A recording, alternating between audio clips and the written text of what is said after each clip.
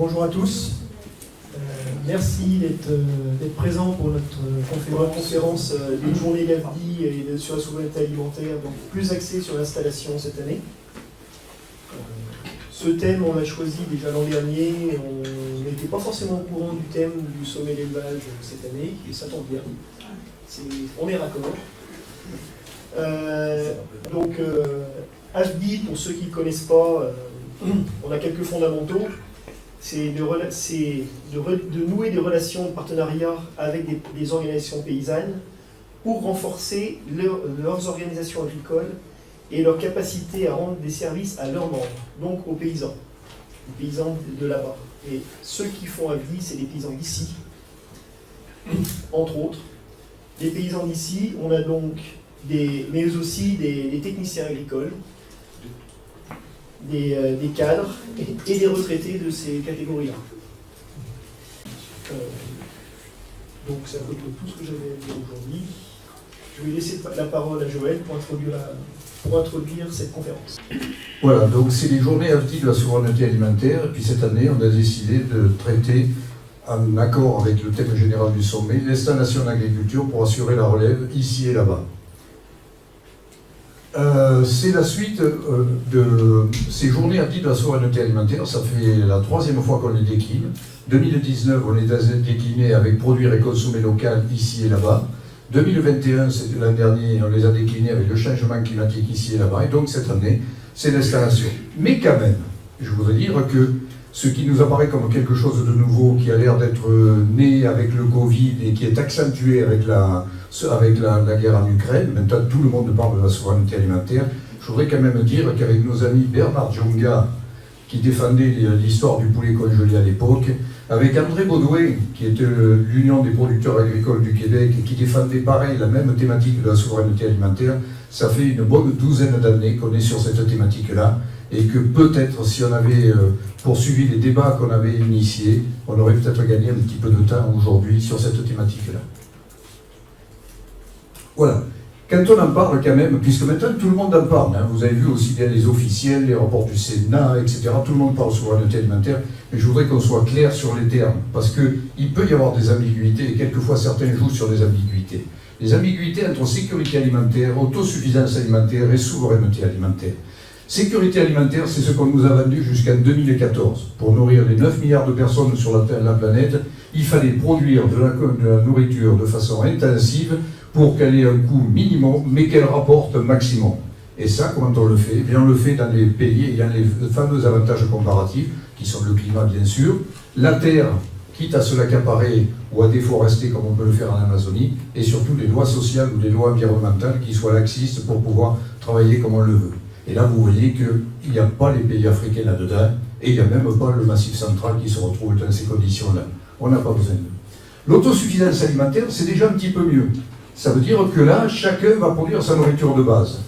Oui, mais quand je suis au Cameroun, moi, les paysans du Sud, dans la zone tropicale et équatoriale, ben, ils disent à ceux du Nord qui sont dans la zone sahélienne, laissez-nous produire votre alimentation. Nous, ici, on peut faire 3 maïs par an. Qu'est-ce que vous embêtez là-haut à faire de l'agriculture? Et ça fait longtemps que les Bretons nous disent, nous, ici, dans nos montagnes, qu'est-ce que vous embêtez à faire du lait? Les Bosserons, ça fait longtemps qu'ils nous disent, qu'est-ce que vous embêtez à faire du lait? Et les gens du Nord nous ont tellement dit, qu'est-ce que vous embêtez à faire du sucre, qu'on a fermé notre sucrerie il y a 2 ans. Donc vous voyez que l'autosuffisance alimentaire ne règle pas tout à fait tout. Alors que quand on parle de souveraineté alimentaire, eh bien là, on revient à l'économie, c'est-à-dire qu'on revient à la sécurité alimentaire là-haut. Et vous voyez bien tous les débats qu'il y a actuellement, dans lesquels il faut essayer d'arriver à mettre en harmonie, et ça n'a pas l'air facile, ni chez nous, ni au Sud, le prix que peut payer le consommateur avec le prix qui va rémunérer de façon juste le producteur. Là, il y a un vrai débat, donc on est dans l'économie. Mais la souveraineté alimentaire, elle rajoute l'aspect social. Que devient un territoire, aussi bien au nord qu'au sud, dans lequel il n'y a plus de paysans? Il n'y a plus de tourisme, il n'y a plus de PE, etc. Et nous, on y rajoute même quelque chose là-dessus, on rajoute l'aspect culturel, parce qu'on est très attaché à nos terroirs, et dans les terroirs, on y met la production, on y met les paysages qui vont avec, et on y met la gastronomie qui va avec, et toute cette culture-là. Donc vous voyez que c'est ça toute la différence. Là où on est que, je veux dire, là où on est dans le, et on le voit bien tout à l'heure, l'arme alimentaire, comme on en parle actuellement, ou alors on est dans la spéculation. Ici, on est dans la vie des territoires et on a un côté humain. Voilà.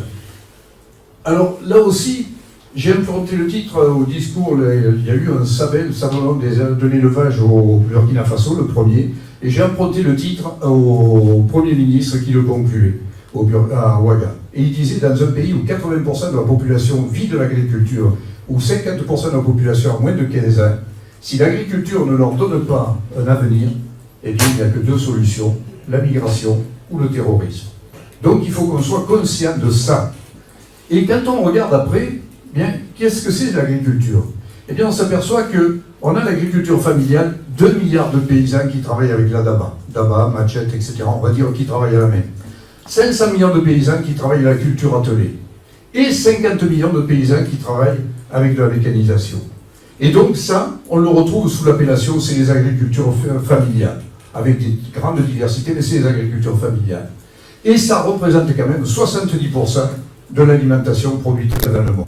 Et de l'autre côté, par contre, on voit bien qu'on verrait bien monter l'agriculture de firme, et là, il est bien évident que ça couvre 30% de l'alimentation, c'est le Brésil, c'est les grandes plaines, les gros farmers américains, c'est l'Ukraine, c'est dans les pays de l'Est, etc. Et donc là, vous voyez, la nuance, elle se écrit là aussi. Ici, on est dans la souveraineté alimentaire, là-bas, on nous vend la sécurité alimentaire. Et donc, vous voyez que ce n'est pas tout à fait la même chose. Ici, j'ai mis des femmes et des hommes, une histoire de passion. Là-bas, j'ai mis davantage ordinateur et algorithme, une histoire de dividende. Pourquoi j'ai cité 2014 tout à l'heure? C'est que là, et merci aux paysans du Sud, parce que nous, au Nord, ça n'était pas énormément soucié, c'est les paysans du Sud qui ont fait virer complètement ça, et 2014, année internationale de l'agriculture familiale. Donc là, c'est un véritable tournant. Et on le doit en grande partie à nos partenaires du Sud qui ont fait virer la Banque mondiale, le FMI, toutes les instances internationales qui en sont venues là. On vit un autre moment qui est extraordinaire. Je disais, je ne sais pas à qui, il y a 15 jours, j'ai fêté mes 5 ans de départ comme volontaire du progrès au Cameroun. Aujourd'hui, je me dirais simplement volontaire et je serai plus modeste sur le mot progrès. Hein. On pourra en discuter longuement. Mais c'est la première fois dans ces 50 ans que je vois ces 5 courbes se rapprocher. Ça a commencé par les deux du bas.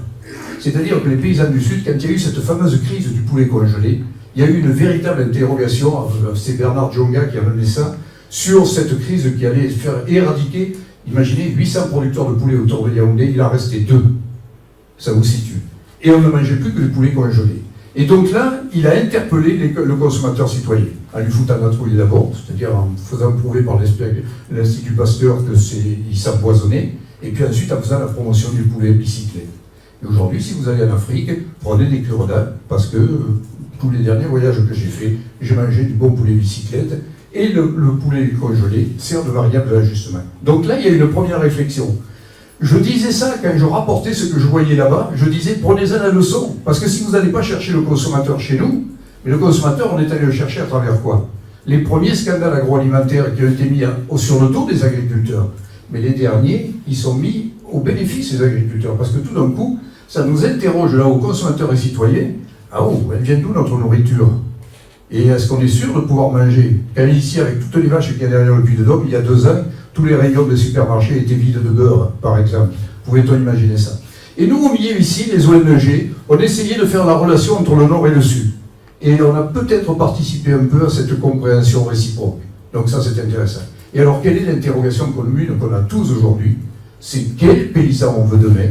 Et donc, vous voyez qu'on est au cœur du problème, parce que ces paysans de demain, ça ne sera pas la majorité de nos paysans qui ont plus de 50 ans aujourd'hui, ça va être les jeunes qui vont s'installer maintenant. Quel paysan on veut demain par rapport à quel type de production? Il va falloir qu'on ait des acceptabilités réciproques pour à définir ensemble, société et paysans, par rapport à quel type d'alimentation, par rapport à quel type d'environnement, par rapport à quel type de territoire, et finalement, quel type de société. Pour finir, voilà la véritable question qui se pose. Il y a 2 manières de répondre à cette question, c'est celle-là. Et vous voyez la balance actuellement où elle est, on l'a dit tout à l'heure, elle est à 70-30. C'est-à-dire que cette agriculture familiale, qui est celle qu'on promeut, même si on peut l'appeler autrement paysanne, etc., parce qu'elle a évolué, c'est plus le grand-père, les grands-parents, les parents et les enfants qui sont sur la ferme, c'est plus diversifié que ça, mais on va dire que c'est une agriculture à visage humain, elle pèse pour le moment 70. Mais on peut imaginer maintenant qu'on ait des frigos connectés, donc le client connecté, votre frigo. Mais pour ça, pour répondre à ce frigo-là qui est connecté, il faut mettre en face les GAFAM, bien sûr, qui vont anticiper sur les goûts du consommateur. Pour répondre à ça, il faut mettre de l'agro, il faut que le truc soit bien packagé. On va mettre de l'agro-fourniture, de l'agroalimentaire, une grosse finance là-dessus, et on aura derrière une agriculture de firme très développée avec des ordinateurs, des algorithmes, comme je l'ai dit tout à l'heure.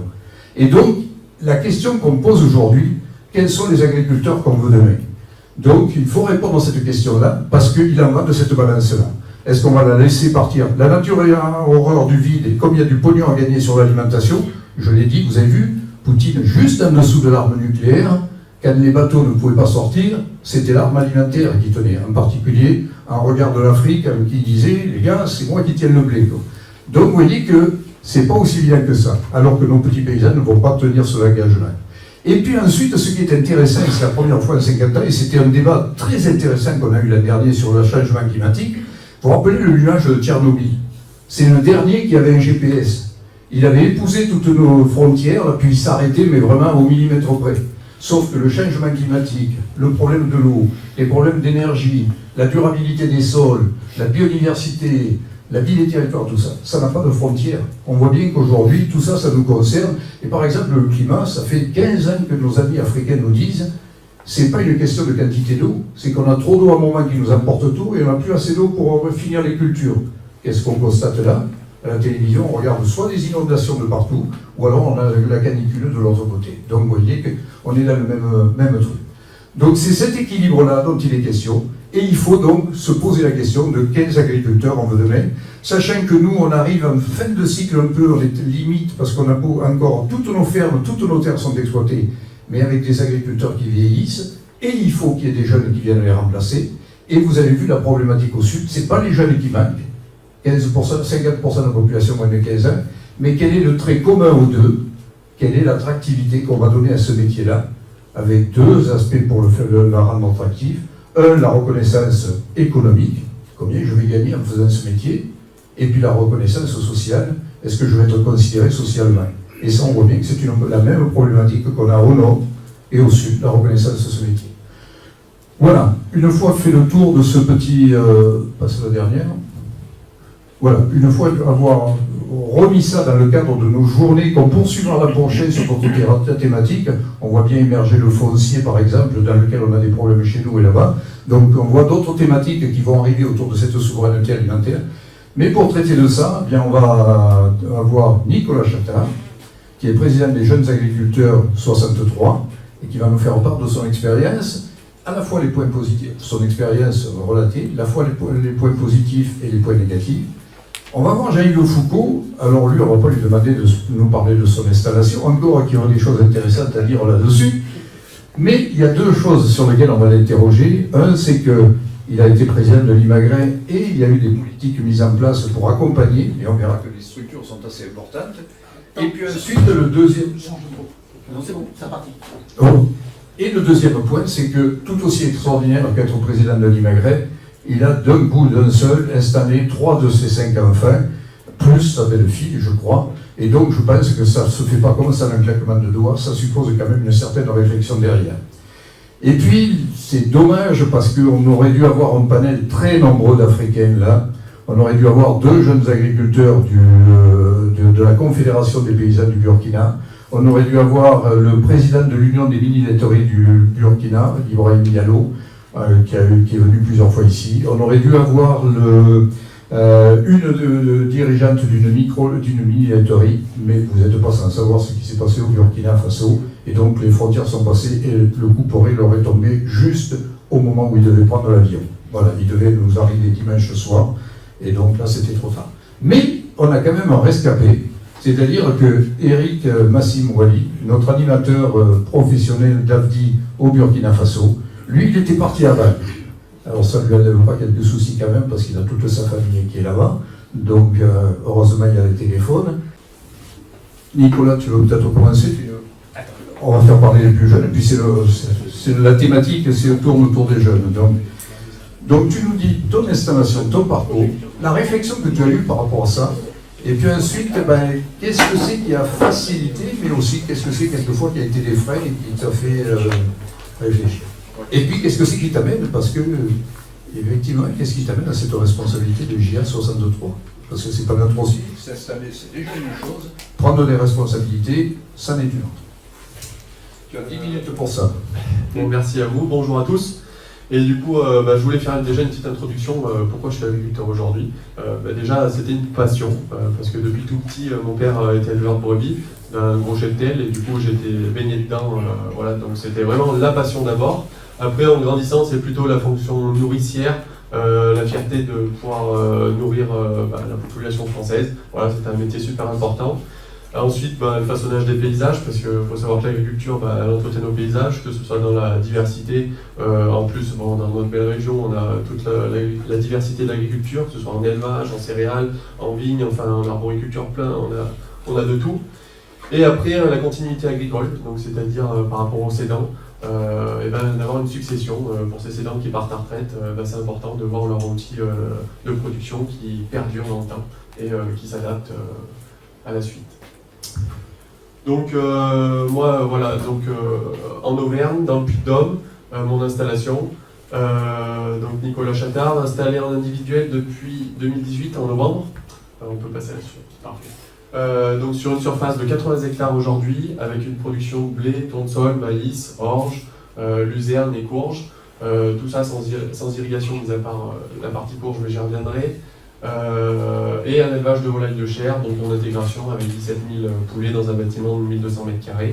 Donc au niveau de la partie volaille, ça m'assure, on va dire, de la sécurité sur les rentrées d'argent, on va dire, pour le fonctionnement de mon exploitation, parce que c'est indépendant du climat et comme vous le savez, le climat en ce moment il nous joue pas mal de tours avec les sécheresses à répétition.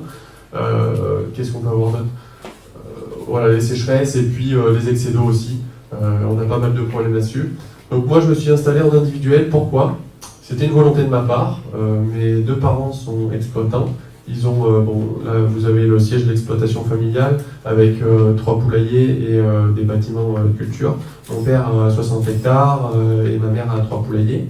Et il n'y avait pas capacité à m'installer sur l'exploitation familiale, donc mes parents étant jeunes, j'ai dû trouver autre chose. Heureusement, on a des voisins agriculteurs qui partaient à retraite. Enfin, heureusement, c'est surtout que ça s'est bien passé avec eux. Ils cherchaient des repreneurs sans suite. Et du coup, on a longtemps travaillé ensemble. Et petit à petit, ça s'est fait. La passation, donc rachat d'un poulailler, du foncier en location, donc qui m'a permis de m'installer. Et aujourd'hui, d'avoir un système de production qui est viable. Voilà, et puis aujourd'hui sur le fonctionnement, sur l'exploitation, je travaille avec mon père, on s'entraide. Au niveau de la manœuvre, c'est super important parce que quand on est jeune, tout seul, pouvoir supporter les emprunts, c'est pas possible, aucune banque te suit, il y a trop de capitaux à investir. Au niveau du matériel, j'ai pas pu le faire parce que sans présence de culture à forte valeur ajoutée sur mon installation à la base, j'avais pas capacité à financer le matériel. Donc je me suis associé avec mon père, on a monté une société où à l'intérieur on a mis son matériel qu'il avait historiquement et le mien que j'ai pu racheter grâce à cette société. À deux on était plus fort et on dilue l'ensemble des charges sur un ensemble de structures. Voilà, donc ça c'est super important. Et il faut savoir du coup dans mon projet d'installation, c'était prévu de m'installer avec de la betterave sucrière, la sucrerie Courdon, qui était présente sur notre territoire. C'était prévu donc sans irrigation. Le problème, en 2018, je me suis posé un peu la question, mis les chiffres sur la table. Économiquement, c'était tendu avec la baisse des prix, les produits phyto, on avait quelques problématiques au niveau insecticide. Donc du coup, j'ai fait le choix de ne pas me lancer. J'avais pas de sécurisation de la production avec un coût énorme et en face panneau. Donc j'ai bien fait. 3 mois après, on nous a annoncé la fermeture de la sucrerie. Par contre, du coup, il a fallu trouver une solution pour remplacer ce potentiel revenu qui était présent dans mon plan d'installation que j'avais monté avec la chambre. Donc, un seul choix, je dirais, adapté à notre exploitation, c'était le maraîchage. Pourquoi? Parce que, comme je vous l'avais dit, on ne dispose pas de réseau d'irrigation sur l'exploitation. Du coup, on avait juste un petit fossé qui passe, qui s'appelle le Buron, avec un petit débit d'eau. Et on a pu avoir un petit droit de pompage sur ce fossé. Donc l'objectif était de produire sans prélever énormément d'eau et produire le maximum de valeur ajoutée sur le minimum de surface en fait. Donc pour ça, il y avait nos bras. Le but c'était de ne pas investir spécialement dans du matériel, dans une grosse cavalerie. Donc le mieux adapté c'était ça. Donc au début on s'est lancé dans un petit peu tout type de légumes, pommes de terre, melons, un peu de courge, on a fait un petit peu de tout. Voilà, avec l'essai de la vente directe, avec un débouché on avait un grossiste, on a essayé un petit peu de tout, on fait des marchés, etc. Bon, on a tâté le terrain, c'était en 2020. Donc par rapport à l'accès souveraineté alimentaire, on était à fond là-dedans, dans le manger local de l'après-confinement. Puis au final, c'est vite redescendu. 2021 est passé, on a senti une baisse, malgré nos efforts de diversification des productions sur la ferme, pour attirer les clients à la ferme. Ça n'a pas suffi. 2022, j'ai arrêté la vente directe. C'était plus possible. En plus, on n'est pas forcément dans un secteur où il y a du monde passant. On n'est pas sur un gros axe de circulation. Donc du coup, on s'est recentré.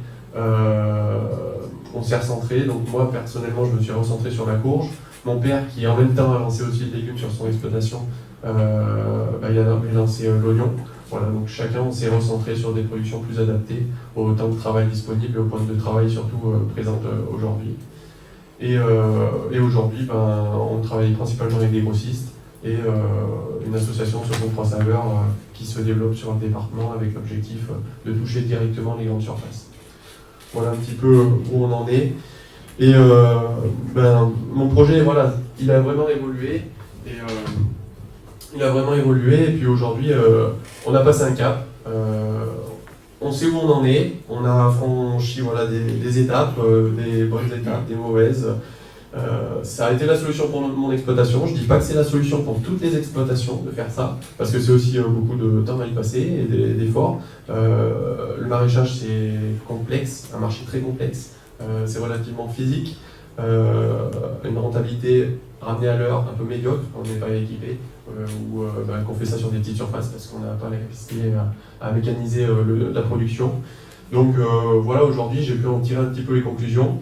Et pendant ce temps-là, j'ai pu me lancer dans le syndicalisme, on va dire, prendre des engagements dans les jeunes agriculteurs. Pourquoi ? Parce que j'avais envie de défendre ce métier et je sentais qu'on n'était pas forcément toujours soutenu. On nous mettait beaucoup de bâtons dans les roues, tant réglementairement que sur le terrain, avec beaucoup de propos anti-agriculture, comme si on faisait la plus moche agriculture du monde alors qu'on a la plus durable. Malgré qu'on le dise, ça suffit pas. Et voilà. Donc il y avait énormément de communication à faire là-dessus. Donc c'est pour ça que je me suis un petit peu engagé dans la présidence des jeunes agriculteurs du Puy-de-Dôme. Notre objectif, nous les GIA du Puy-de-Dôme, c'est le renouvellement des générations. Pourquoi ? Parce qu'on a 50% environ dans les 5 à 10 ans qui vont partir à retraite, les agriculteurs, qui n'ont pas forcément de suite. Tout est à créer, à défendre. Donc notre objectif, c'est aujourd'hui sur ces exploitations déjà, pouvoir les rendre viables, si elles ne le sont pas. Parce qu'un outil pas viable aujourd'hui ne le sera pas mieux demain pour un jeune. Et du coup, on ne pourra pas pérenniser ces exploitations. Et ça, c'est super important. C'est le point clé du renouvellement des générations, c'est la pérennisation de l'outil. Donc pour ça, il faut permettre un accès à l'eau, que ce soit pour les céréaliers ou sur le maraîchage, mais aussi pour l'élevage, parce que c'est super important. L'abreuvage des bêtes, on le sait, de plus en plus dans nos montagnes, on commence à manquer d'eau comme partout, et du coup, il faut qu'on trouve des solutions. Stocker l'eau, c'est un petit peu les mêmes problèmes que dans certains secteurs d'Afrique, où c'est des pluies qui sont mal réparties sur l'année, et nous, c'est notre problème. Justement, on a des gros cumuls à certaines périodes qui sont mal étalés par rapport à avant, et du coup, il nous faut stocker cette eau qui passe. On la voit filer dans le fossé. Face à ça, on a des contraintes, mais il faut qu'on utilise cette ressource qui est super importante. Elle est importante pour nous tous, mais elle assurera notre viabilité à tous demain. Voilà, donc les buts de GIA, c'est de promouvoir l'installation, animer les réseaux aussi, défendre nos intérêts, parce que c'est super important pour l'avenir des jeunes, préserver la ressource et installer les jeunes pour demain. Voilà.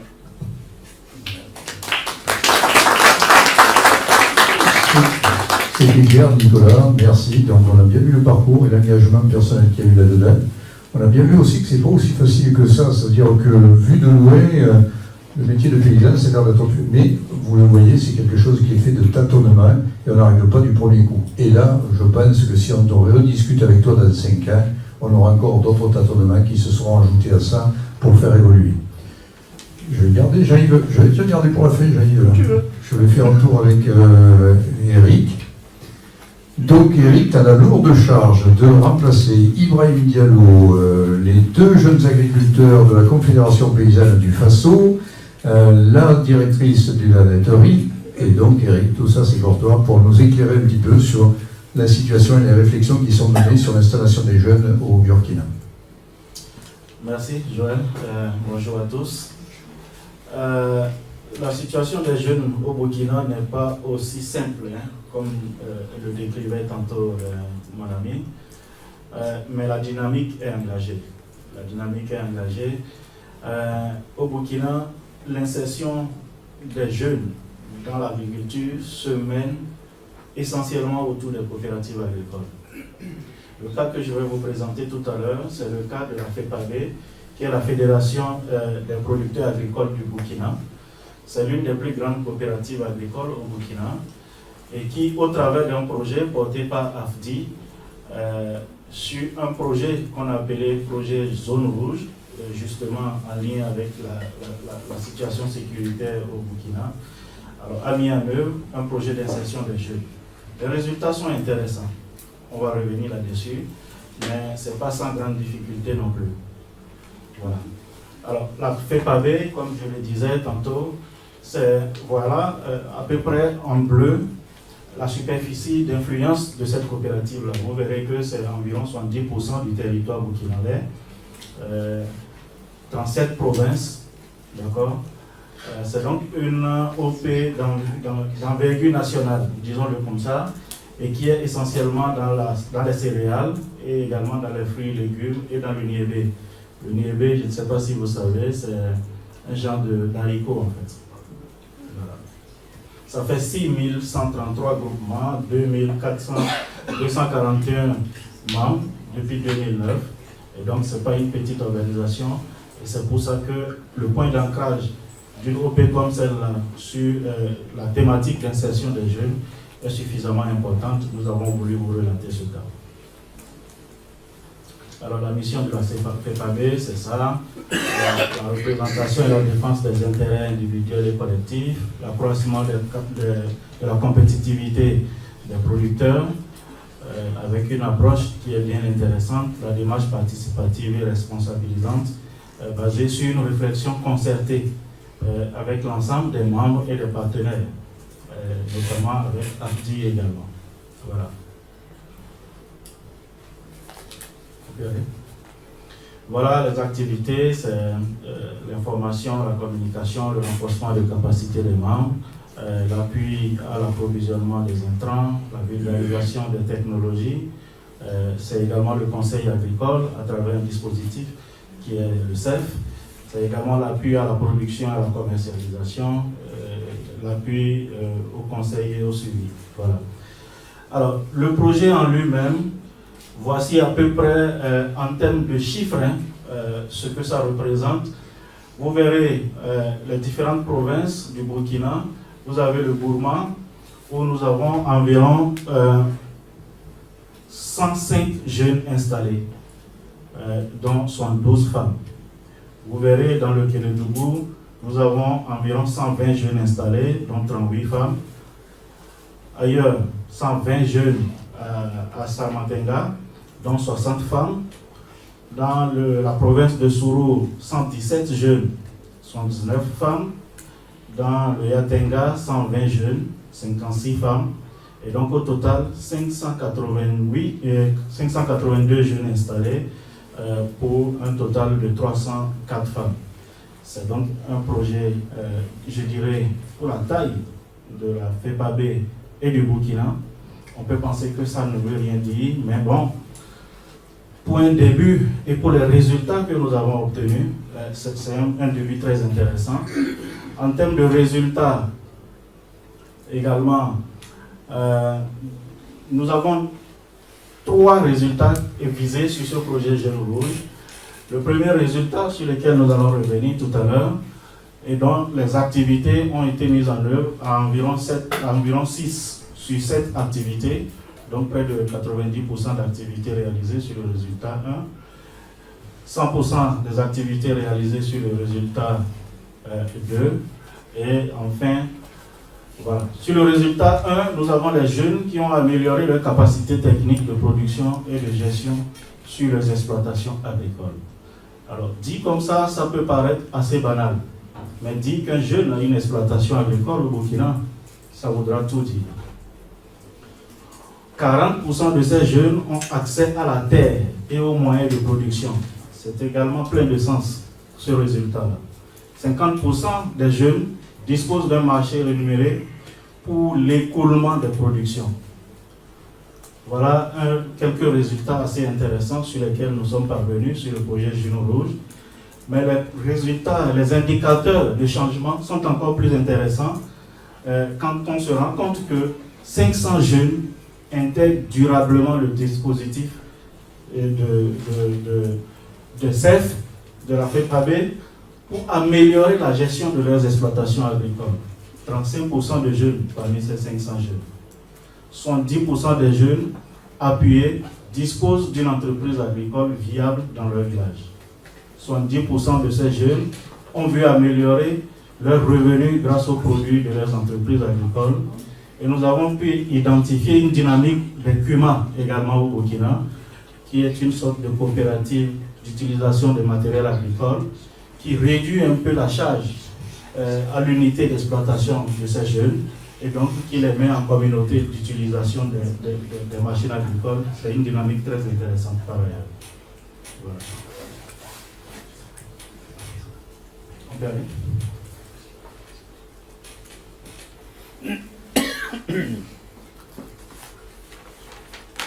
Voilà. La feuille de route, je dirais que le résultat du projet Zone Rouge a impacté suffisamment l'écosystème entrepreneurial et paysan de tout le pays.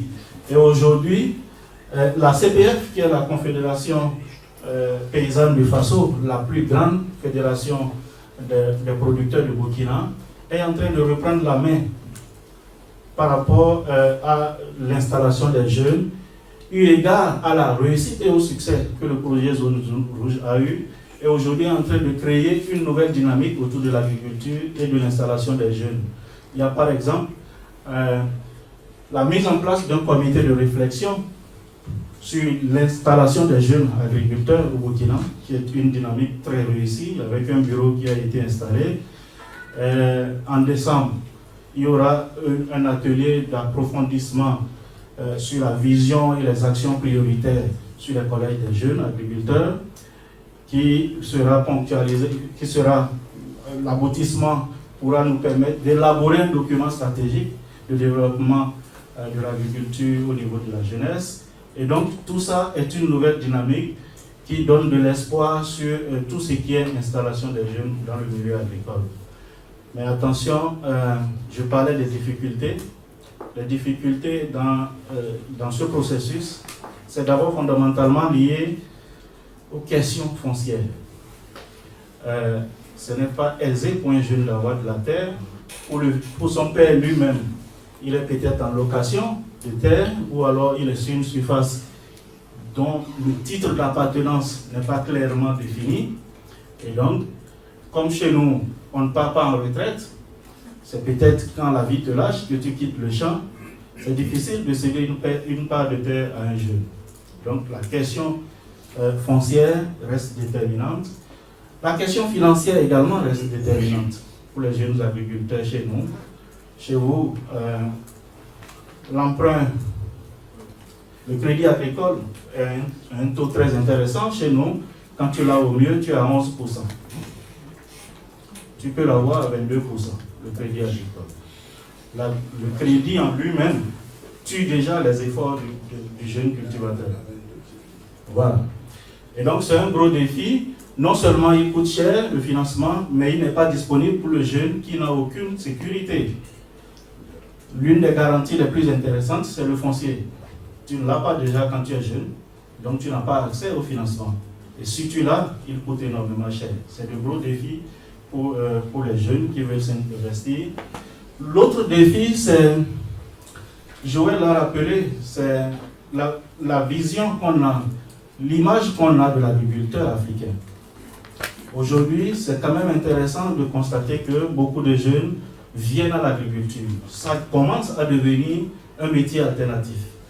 Mais en général, ceux qui viennent à l'agriculture sont des jeunes qui sont allés à l'université et donc qui aspirent à une nouvelle manière de vivre.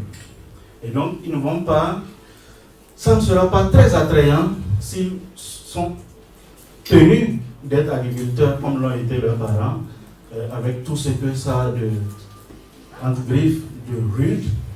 Donc, ils aspirent à aller à l'agriculture avec de nouvelles techniques qui sont moins rudes et qui leur permettent d'avoir une rentabilité plus intéressante pour vivre mieux que ce que ont été leurs parents.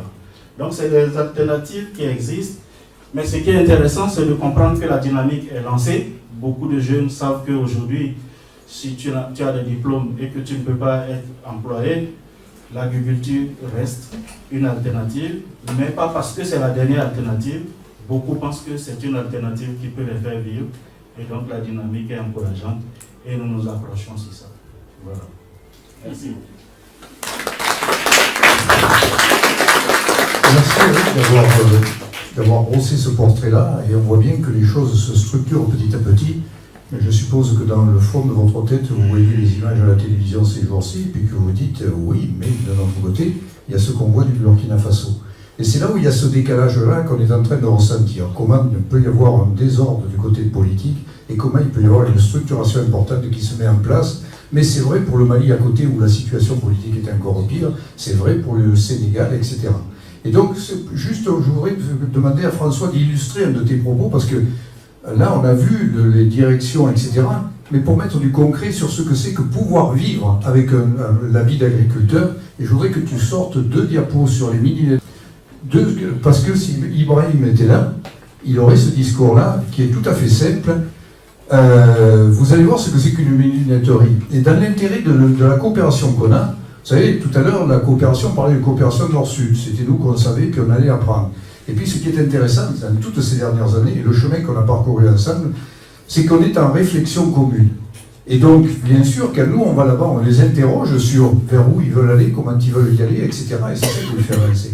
Mais nous, quand ils reviennent, ben, ils nous interrogent aussi. Et une des interrogations, l'avant-dernière table ronde, la même qui se passait là, Ibrahim Diallo nous avait posé une question qui était, tu vas sur... voilà, c'est deux, voilà. Ibrahim Diallo nous avait posé cette question-là, tout à fait la fin, là, juste au moment où on allait se quitter. Il dit, écoutez, vous m'avez fait visiter une ferme de 85 vaches laitières. La plus mauvaise des 85 produisait plus que tout mon troupeau. Et à la fin de la visite, vous me dites qu'il faut que la femme travaille à l'extérieur pour arriver à vivre. Et moi, avec mon troupeau, avec 20 litres de lait par jour sur 7 ou 8 vaches, je fais vivre 15 personnes. Vous répondez quoi à ça? C'est là où on a cette interrogation réciproque. Nous, on peut interroger au sud avec notre vision, mais il est intéressant qu'eux viennent nous interroger avec leur vision. Et donc, François, je te laisse la parole, juste pour donner ces quelques chiffres qui vont illustrer ce que vient de nous dire Eric. Merci, François.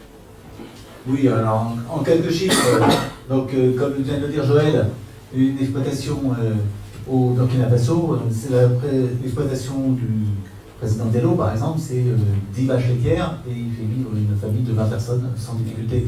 En fait, très concrètement, le litre de lait aujourd'hui est collecté au Burkina Faso par les coopératives autour de 450 francs CFA le litre, c'est-à-dire presque 60 centimes d'euros, nettement plus cher que chez nous.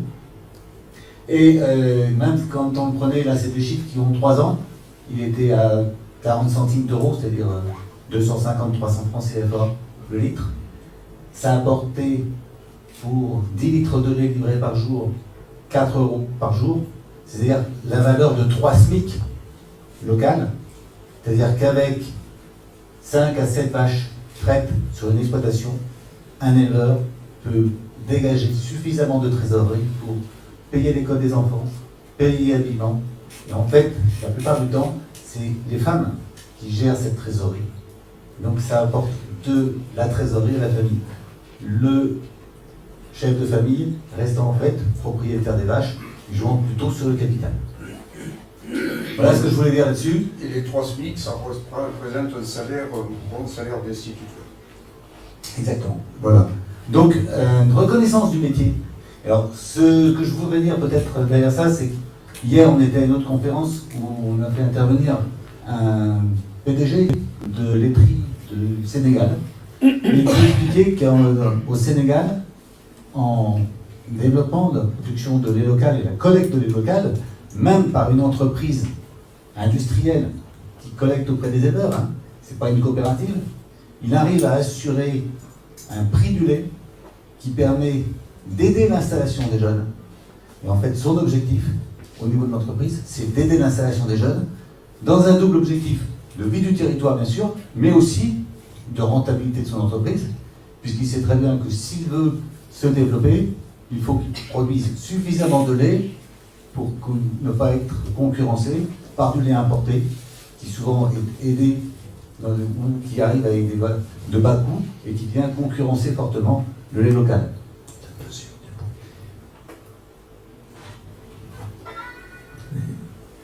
Oui, alors, quelques chiffres de mini-laiterie. Le réseau des mini-laiteries du Burkina Faso, qui est regroupé dans une union des mini-laiteries, dont Ibrahim Diallo aurait dû être avec nous aujourd'hui pour expliquer ce qu'ils font dans le réseau. C'est aujourd'hui 94 mini-laiteries. La diapositive commence à dater. Chaque année, ça grossit. 94 mini-laiteries, ça couvre pratiquement la totalité du territoire. C'est 80% du lait local collecté au Burkina Faso. 94 mini-laiteries, aujourd'hui plus de 3000 élevages qui approvisionnent ces mini-laiteries. Et globalement, pratiquement 8 à 10 000 actifs aujourd'hui quand on fait l'ensemble. Sachant qu'une mini-laiterie, ça va de 30 litres par jour collectés à 500 000 litres pour les plus grosses aujourd'hui. Et ça dégage à la fois les salaires des mini-laiteries. Madame Toué, qui aurait dû être avec nous, qui est responsable de mini-laiterie à Bobo-Dioulasso, qu'elle a constituée il y a 15 ans, collecte de lait d'à peu près 40 producteurs, ce qui représente 500 litres de lait par jour, et elle a 13 salariés. Voilà. Donc tout ça, j'y tenais quand même, parce qu'on peut avoir cette vision misérabiliste. Alors évidemment, si vous comparez, quand vous voyez passer nos gros semi-remorques citernes de lait, et que vous voyez la collecte avec 2 bidons sur une mobilette, mais quand vous êtes en train de penser ça, pensez à la question de Ibrahim Diallo, avec nos 85 vaches, et la femme qui travaille à l'extérieur. Donc vous voyez que ça permet de relativiser un petit peu les choses. Bon, ben j'arrive maintenant. J'ai peut-être un mot à dire quand même, avant que je puisse parler. Ce qui est important, c'est, et Nicolas Chagard l'a évoqué, Eric Massimoili aussi, l'importance de la reconnaissance du métier. On s'aperçoit très concrètement que si on veut avoir des jeunes, il faut que la profession d'agriculteur soit reconnue, que le fait d'être paysan soit un état revalorisé. Et ça, c'est quelque chose d'essentiel. Et on ne pourra avoir des jeunes à la condition d'avoir ces perspectives, d'avoir une place sociale reconnue. Oui, c'est même une question de vie et de mort, parce que vous n'êtes pas sans savoir qu'il y a des années où on a culminé à 500 suicides de paysans par an dans l'année chez nous, et ce n'étaient pas des types de 55 ans qui se suicidaient. Donc vous voyez que cette reconnaissance sociale, le regard qu'on porte, et Nicolas l'a dit tout à l'heure, c'est très important quand on est en train de travailler sur sa ferme. Jean-Yves, je suppose que tu n'as pas besoin de diapos. Je n'ai pas prévu d'ailleurs. Non, donc on peut laisser le diaporama. Et donc il y a 2 choses qui m'intéressent là-dessus, tu les prends dans l'ordre que tu veux. C'est l'ancien président de l'Imagrin qui a œuvré, qui avait ce souci-là, parce que on a une zone qui est équivalente. Quand on parle céréales, on parle la Beauce et on parle Limagne. La Beauce n'installe plus, pratiquement, et la Limagne installe toujours. Et donc c'est intéressant de savoir, c'est pas un hasard. Donc je pense qu'il y a eu un travail des organisations qui a été fait pour ça. Et puis ensuite, je l'ai dit tout à l'heure, c'est le père de famille. On n'installe pas 3 enfants d'un coup et une belle fille, sans léser les autres 2. sans qu'il y ait eu quelque part une réflexion menée par le père et la mère, et menée ensuite par le père et la mère avec les enfants. Et c'est un petit peu de ça que je voudrais entretenir, parce que ça nous permettra de revenir aussi à l'Afrique tout à l'heure, sur la vie dans les villages, un petit peu comment se prennent les décisions. Ok, bon, on va commencer par l'Imagrin. Alors, d'abord, je ne suis pas à l'origine d'un certain nombre de choses qui sont faites à l'Imagrin depuis plusieurs années. C'est depuis la naissance, quasiment, l'Imagrin. Il faut savoir que cette coopérative, au tout départ, il y a 50 ans, un peu plus de 50 ans, elle a été faite par des anciens de la JAC. Pratiquement tous étaient à la JAC. Alors, je le précise parce que ça peut paraître un détail, mais ce n'est pas par rapport à l'étiquette, on s'en fout. Mais c'est par rapport à l'état d'esprit et à la culture qui était derrière ça. Et l'objectif, c'était bien d'installer des paysans responsables. Alors, pourquoi je dis ça? C'est que ça supposait d'avoir des gens agriculteurs qui étaient formés et qui considéraient que leur métier, ils devaient l'assumer dans toutes ses fonctions. Nourricière, espace, implication sociale. Et ça a créé une coopérative que moi je qualifie d'atypique. C'est une toute petite coop. C'est 1200, 1300 actifs, agriculteurs actifs, qui a construit un grand groupe international, basé sur les semences. Alors on peut faire plein de commentaires, c'est le constat. Et elle a toujours privilégié l'installation des jeunes. C'est la seule coopérative que je connaisse en France qui, quand quelqu'un part à la retraite et n'a pas de succession directe, récupère les contrats de multiplication et les attribue au JA en priorité. Et il commence par 8 hectares. Aujourd'hui, ça va changer dans l'histoire bien sûr, mais aujourd'hui c'est 8 hectares. Pourquoi? Parce que cette coopérative, compte tenu de sa faiblesse de taille en effectif sur un territoire, a plus conscience que toutes les autres qu'elle ne doit pas devenir un club privé. Elle se doit de garder une responsabilité vis-à-vis de son territoire par l'activité économique et la sécurité qu'elle génère. Alors je précise ça parce que je pense que ça, et je ne travaillerai aucun de mes prédécesseurs, ni même de celui qui est en place aujourd'hui, tous les présidents qui sont suivis avaient présent ça à l'esprit. Pourquoi? Parce que si vous avez, et ça a été dit par les deux finalement, pour qu'un jeune s'installe en agriculture, il faut qu'il ait une reconnaissance, on est d'accord. Heureusement que ça, c'est en train de changer et de façon radicale. L'époque où c'était, j'allais dire, le plus belé qui restait sur la ferme, ça n'existe plus. Heureusement, en France, c'est tout ça. Par contre, pour que ça marche, il faut qu'il ait un minimum de pérennité, entre parenthèses, assurée. Et l'Imagrin, en tant que coopérative, fournit ça. Un contrat de semence, c'est quelque chose qui est bordé de tous les côtés. En termes de chiffre d'affaires, si le type fait son boulot, il sait à peu près combien il va gagner par hectare avant de commencer. Et avec quelque chose qui va durer. Donc, dans son projet, quand vous parlez de pérennité, c'est un élément déterminant. C'est pour ça que sur un territoire, il faut que les outils économiques comprennent que s'ils ne rémunèrent pas et s'ils ne sécurisent pas le revenu des futurs agriculteurs, ils ne réussiront pas. Un des drames du lait aujourd'hui, il est là. Tu l'as dit justement, et en plus c'est quand même assez extraordinaire que ce soit quelqu'un du Burkina Faso qui fait la remarque. Les tailles de troupeaux ont augmenté de façon significative, les investissements avec tous les problèmes que ça pose. Et le revenu n'est pas là. On s'étonne aujourd'hui que tout un tas de producteurs laitiers abandonnent la production. Et il y a un certain nombre d'industriels qui quand même aujourd'hui commencent à dire mais comment on va faire demain? Posez-vous la bonne question. Combien vous êtes prêt à dépenser pour aller chercher des litres de lait en Allemagne de l'Est et que vous ne voulez pas payer ici? L'Imagrin s'est toujours posé cette question-là. On a même été plus loin. À l'époque, on faisait de la multiplication pour vendre à l'Est. On a proposé à nos agriculteurs adhérents de produire ce qu'on appelait des structures PECO à l'époque, à moindre, avec un chiffre d'affaires un petit peu moins élevé, donc une marge un peu plus faible, parce qu'on préférait les produire ici qu'aller les produire là-bas. Combien d'outils économiques ont raisonné comme ça? Très très peu. On était plus que minoritaires. N'empêche qu'on a eu raison. Parce que petit à petit, ça nous a permis de conforter nos outils économiques ici, et on a pu continuer à maintenir des surfaces et à les développer. donc à accompagner encore un peu plus de projets. Dans le même temps, le fait d'avoir un groupe international a permis de diversifier avec des potagères en semences, chose qui ne se faisait pas il y a encore 35 ans, 40 ans en arrière. Donc, c'est bien. Et puis, je pense que ce qu'il faut, c'est que les responsables professionnels de ces outils comprennent que l'activité et le prolongement de leur activité ne se fait que si les gens s'y trouvent bien. Si ce n'est pas le cas, vous pouvez faire ce que vous voulez. Si l'économie n'est pas suffisante, les gens ne peuvent pas continuer. Alors c'est encore plus vrai aujourd'hui, et c'est une vraie problématique. Et ça me permet de passer sur l'étape 2. Alors sur l'étape 1, il y a plein d'autres choses. On accompagne, l'Imagrin accompagne en aidant les gens en trésorerie au départ. L'acquisition des parts sociales, par exemple, c'est l'Imagrin qui l'avance, et la GIA le rembourse sur 3 ans, sans intérêt. Et il y a un certain nombre de petites choses comme ça qui sont faites au fil du projet. Juste avant que tu passes à la phase 2, tel que tu le dis là, ça a l'air d'une simplicité, mais quand même pour avoir été suivi des choses d'un peu loin, il y a quand même eu des débats. Il y a eu des paysans à Limagne qui disaient il faut qu'on le nourrisse, il faut qu'on grandisse pour nourrir le monde, il faut y aller à plein pot.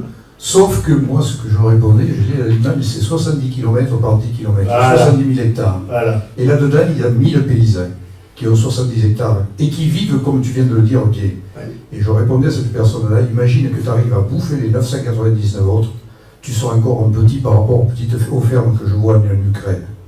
Donc c'est ça où c'est qu'il faut qu'il y ait une réflexion qui soit menée par la profession, qui, telle que tu l'as dit, elle paraît tout à fait simple, mais quand on la vit au fil des années, c'est pas aussi simple que ça. C'est pas simple, mais quand même, le fait qu'on soit un tout petit territoire avait un avantage énorme. C'est que expliquer à des agriculteurs qu'ils pouvaient faire disparaître. On peut faire, hein. 4000, combien vous faites de contrats maintenant? 6000 hectares de semences? 6400. 6400, vous pouvez les faire avec 50 adhérents. Il suffit de les organiser, vous les ferez. Mais qu'est-ce qui se passe derrière? Tous les villages, parce que c'est lourd de conséquences tout ça quand même, hein. Parce que si vous maintenez des paysans à peu près homogènes avec un revenu satisfaisant sur tout le territoire, tous les villages continuent à vivre. Parce que les gens sont là, ils vont faire tourner le boulanger du coin. Ils vont assurer des gamins à l'école. C'est fou l'effet en cascade. On peut l'avoir dans un sens comme dans l'autre. C'est la bourse. Il faut choisir. Le choix qui a été fait depuis toujours pour les Riverains, ça a été de dire on préfère des voisins à un paquet d'hectares. C'était un contresens complet de la PAC. Hein. La politique agricole commune, c'est plutôt fait pour favoriser le fait que je vais m'agrandir, bouffer des hectares. Le petit problème quand même, c'est le fait comment pour transmettre ce truc-là. Parce qu'à un moment, la masse financière nécessaire pour reprendre l'outil, même en famille, ça passe plus. La banque dit stop. Moi, je connais actuellement des exemples, au moins deux, un en élevage laitier et l'autre en agriculture, où le type souhaite installer un agriculteur, un jeune qui vient d'ailleurs, qui n'est pas fils d'agriculteur, et au-delà, et on en a un paquet qui sont de très bon niveau et qui voudraient bien pouvoir s'installer. Le problème, c'est que la banque dit stop. Dans un cas, il faut 1 million d'euros. À moins de jouer au loto, il ne joue pas combien il va pouvoir faire. Il n'y a aucune banque qui va le suivre. Et puis l'autre, ben, c'est pire. C'est deux agriculteurs qui ont passé leur vie à bâtir un bel outil laitier en Haute-Loire. Pareil, quand le jeune, ils ont trouvé un jeune hein, qui irait très bien. Le problème, c'est que la banque, ils ont fait le crédit agricole, le crédit mutuel, les deux ont dit, bah non, vu le prix du lait, ça ne passe pas. Donc on a quand même un vrai problème derrière. Qu'est-ce qu'on fait? On essaie. Ce qui nous amène à la deuxième partie. Ce qui nous amène à la deuxième partie, c'est qu'effectivement, avec madame, on s'était toujours, alors déjà, petite précision au départ, on a tous les deux fait un BTS de gestion il y a malheureusement beaucoup de temps pour moi, puisque c'est les années 60, fin des années 60, début des années 70. Et on a toujours eu une vision, alors madame est alimanière, encore plus que moi, hein. C'est la maîtrise du troupeau, c'était madame. Elle s'est installée d'ailleurs en premier avec un troupeau bovin sur des terres en friche, grâce à l'autoroute à 75. Bizarre, les bizarreries de la vie. Et puis après, on a développé des choses en contrat en culture. Mais on s'est toujours dit qu'il nous fallait construire un outil qui soit intégré en termes d'environnement. Donc on a toujours gardé élevage et culture. Parce que si vous voulez faire de l'agronomie à peu près intelligente, jusqu'à preuve de système polyculturel, là, j'ai encore celui qui est le plus performant. et sans doute encore pour longtemps. Il y a des contraintes, ça c'est vrai. Par contre, il fallait qu'ils soient aussi transmissibles.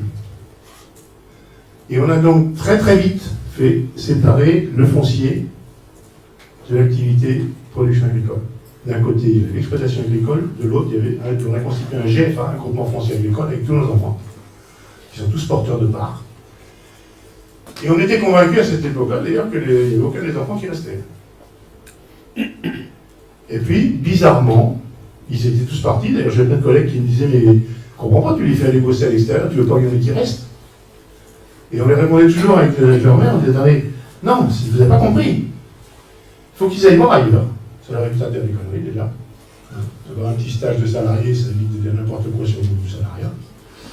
Et puis, derrière, soit ils ont trouvé leur bonheur, et c'est parfait. Ils ont trouvé leur voie, ils ont choisi un métier, ils épanouiront là-dedans. Mais alors, fais des enfants pour qu'ils soient heureux, pas pour qu'ils se morfondent dans un coin. Et puis, si ce n'est pas le cas, ils reviendront. Et alors, au moins, quand ils vont revenir, ils sauront pourquoi ils reviennent. Et c'est à eux qu'il faudrait poser des questions aujourd'hui, mais c'est exactement ce qui s'est passé. Ils ont bossé à l'extérieur, et puis il y en a un qui est resté quand j'ai pris la présidence de Milagrin comme salarié, de la ferme qu'on avait avec madame, de Noël. Et puis, c'est le premier qui a dit, finalement, je ne resterai pas, je vais rester avec vous jusqu'à la retraite, parce que je n'ai pas les épaules, ça m'avait marqué comme expression pour la part du fils, donc je n'ai pas les épaules pour porter ça tout seul. Et je me suis dit, ah, vous avez loupé quelque chose, c'est pas normal qu'il me raconte ça. Et finalement, quand je lui ai dit, pourquoi tu dis ça? Il dit, parce que j'ai une épouse qui n'est pas intéressée par l'agriculture du tout, donc je serai tout seul. Toi, tu étais avec maman, vous étiez aussi fou l'un que l'autre, donc c'était pas un problème. Moi, je ne peux pas faire ça, je ne peux pas faire ce choix-là. Alors ça pose une autre question. Comment l'agriculture d'aujourd'hui s'intègre dans la société? Parce que l'époque où c'était monsieur, madame, le même outil, c'est fini ça. Enfin, c'est fini. Il y en aura encore, hein, des illuminés, il y en a toujours. Mais ce ne sera pas la règle, contrairement à ce qui se passait dans le temps. Et c'est très bien, parce que ça oblige dans le même temps à avoir une vraie démarche sur la position de madame en agriculture. Et puis c'est ma fille qui a tout déclenché, parce qu'elle était partie pour travailler dans le social, elle avait fait l'économie sociale et solidaire, elle faisait un diplôme d'État pour travailler dans le social, donc exactement le titre, j'en sais rien. Puis un jour elle rentre un week-end, elle faisait une tête épouvantable, je dis qu'est-ce qui t'arrive? Elle me dit je me suis trompé. Je ne vais pas aller là-dedans, je travaille sur endettement depuis 2 mois, je vois des trucs invraisemblables, je ne veux pas devenir folle. Je viendrai m'occuper des brebis. Pardon.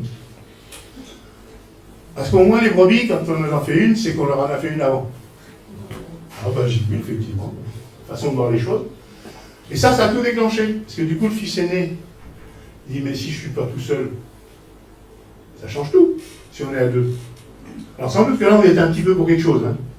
Parce que d'entrée de jeu, ils ont considéré que s'ils revenaient, ce serait sous forme sociétaire. Le gars, parce que élevage,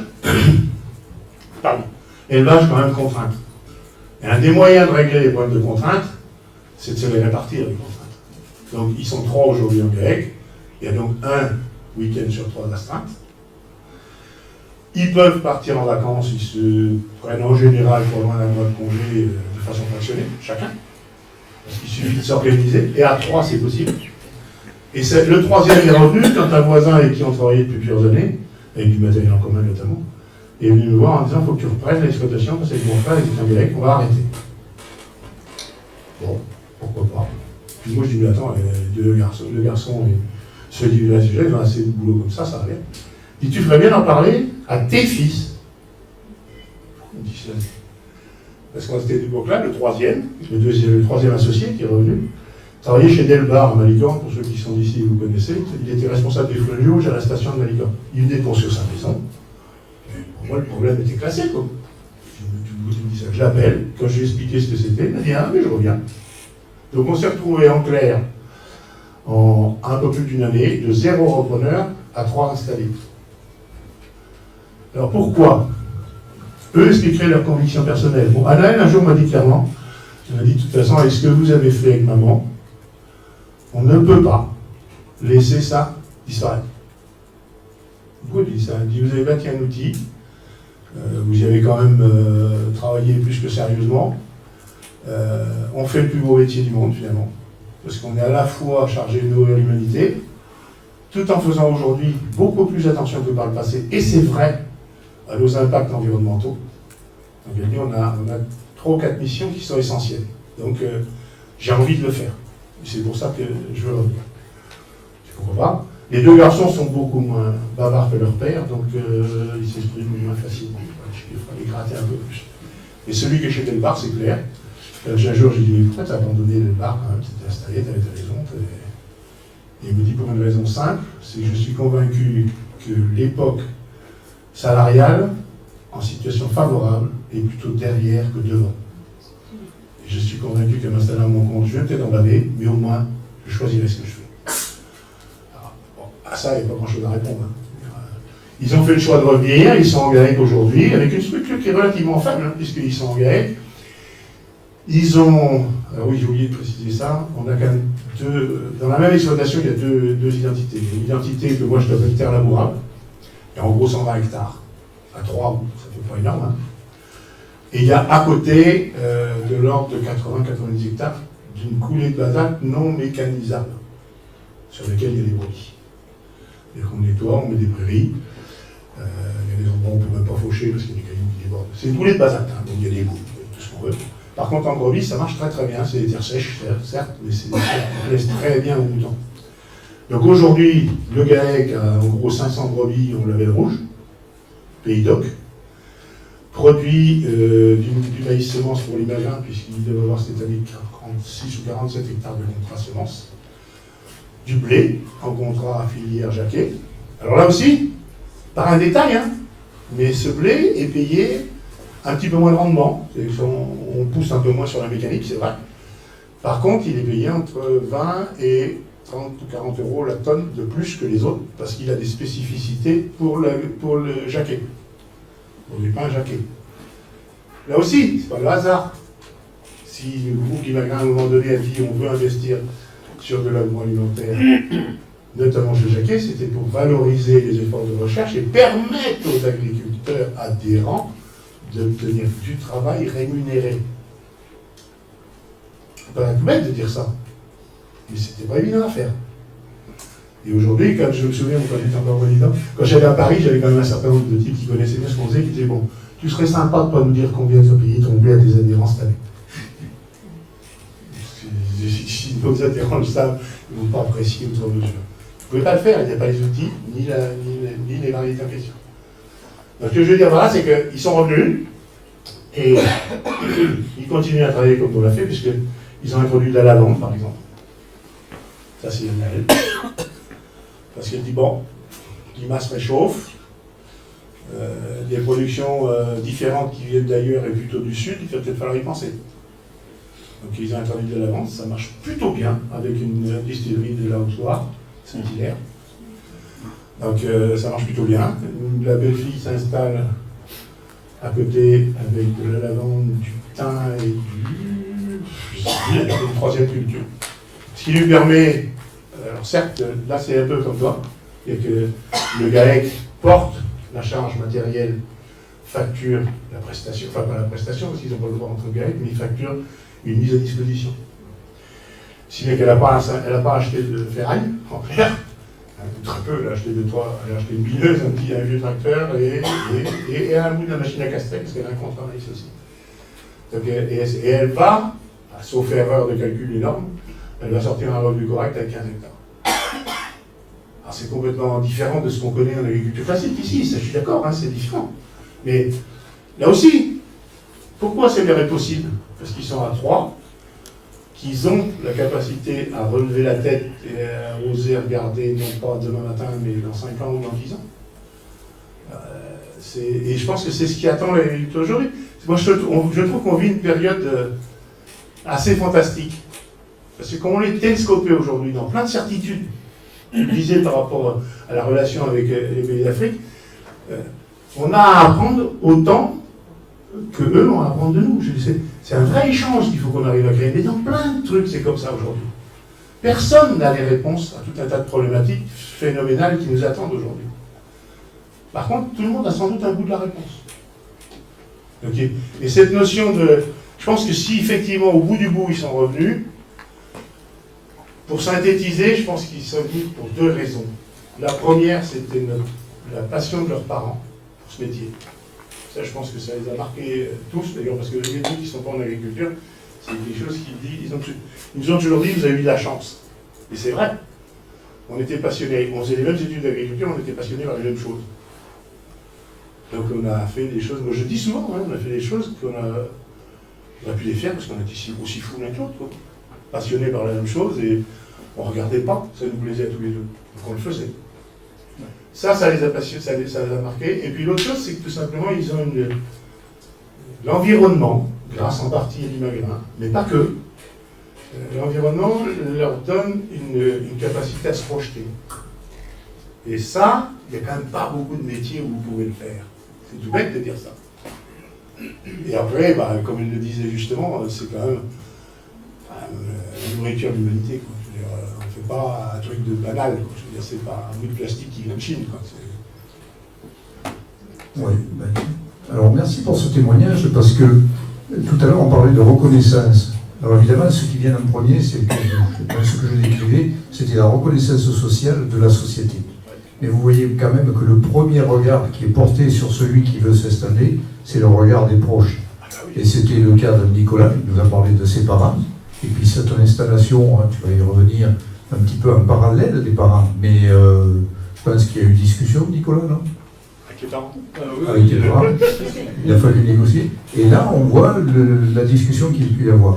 Et c'est souvent le problème de l'agriculture, c'est tous ces non-dits qui ne sont pas exprimés et qui font que finalement on a du mal à avancer. Je parlais des Québécois tout à l'heure, ils ont mis le doigt là-dessus, ils se sont aperçus que dans les successions qui se passaient mal, le père et le fils ne se parlaient pas, et le nœud du problème était souvent la mère qui subissait les récriminations du père qui disait ce qu'on de fils, il va tout nous bouffer, et il avait les récriminations du fils qui disait avec ce qu'on de père, il n'y a rien à faire.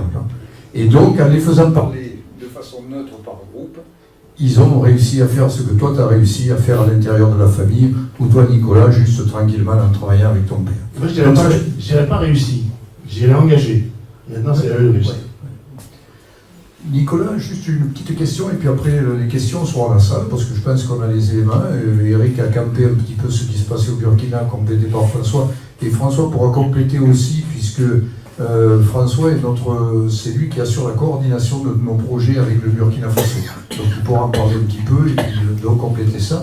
Nicolas, l'impression, si tu veux, c'est que tu as eu une réflexion qui a été menée individuelle à l'intérieur de l'exploitation et qu'après, du coup, c'est ma perception, pour compenser, tu dis, il faut que j'aille chercher du social et tu vas le chercher au GIA. Ou alors est-ce que tu es dans d'autres structures économiques avec lesquelles tu travailles? Il y avait des... Merci. Il y avait un petit peu de tout. Ah oui, attends.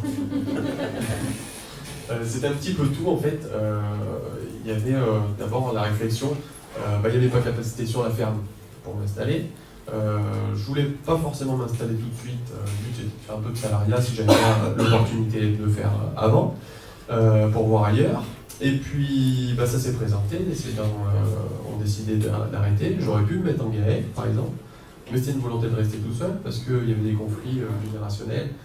Malgré tout, on a beau dire ce qu'on veut, même qu'on travaille ensemble, il y a des tensions. Au début, ça n'a pas été facile, il a fallu pas mal échanger parce que chacun a ses petites envies. Je voulais pas pénaliser l'exploitation de mon père en menant un petit peu mes propres idées pour faire un petit peu ma place aussi dans ce métier.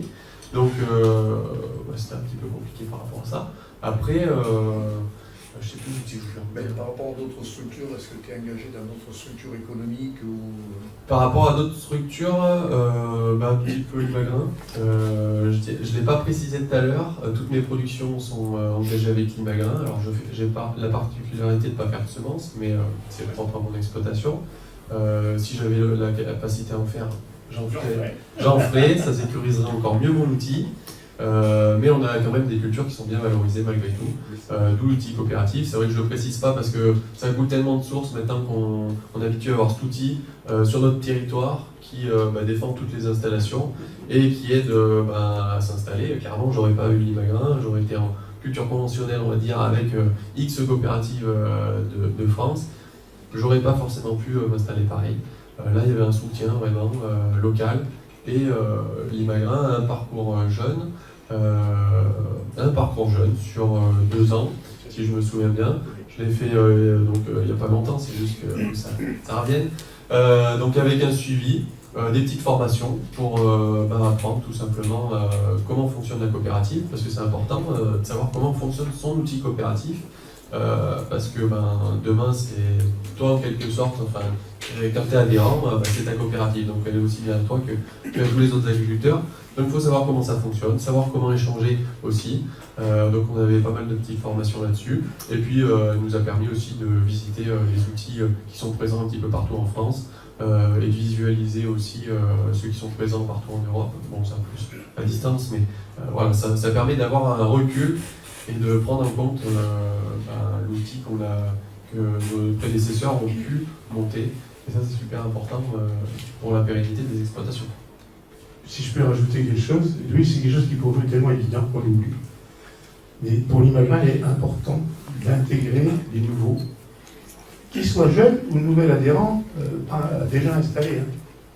Et quand il parle des formations jeunes, c'est destiné à tous les nouveaux adhérents. Pour leur expliquer quel est l'environnement dans lequel ils sont, revenir sur des notions d'économie générale et d'environnement mondial en même temps que l'activité locale. C'est vachement important parce que ça rappelle aux gens, et c'est quand même un des problèmes des agriculteurs souvent, c'est quand ils sont installés, ils ne vont plus en formation. Donc c'est important que l'Imagrin le fasse parce que personne ne voulait le faire. On voulait le faire à une époque avec les JA, bien sûr, ils étaient d'accord, avec le Crédit Agricole et la mutualité. On n'a pas pu les emmener dans le projet. C'est dommage parce que ça aurait été beaucoup plus intéressant, parce qu'on aurait eu un panel beaucoup plus large.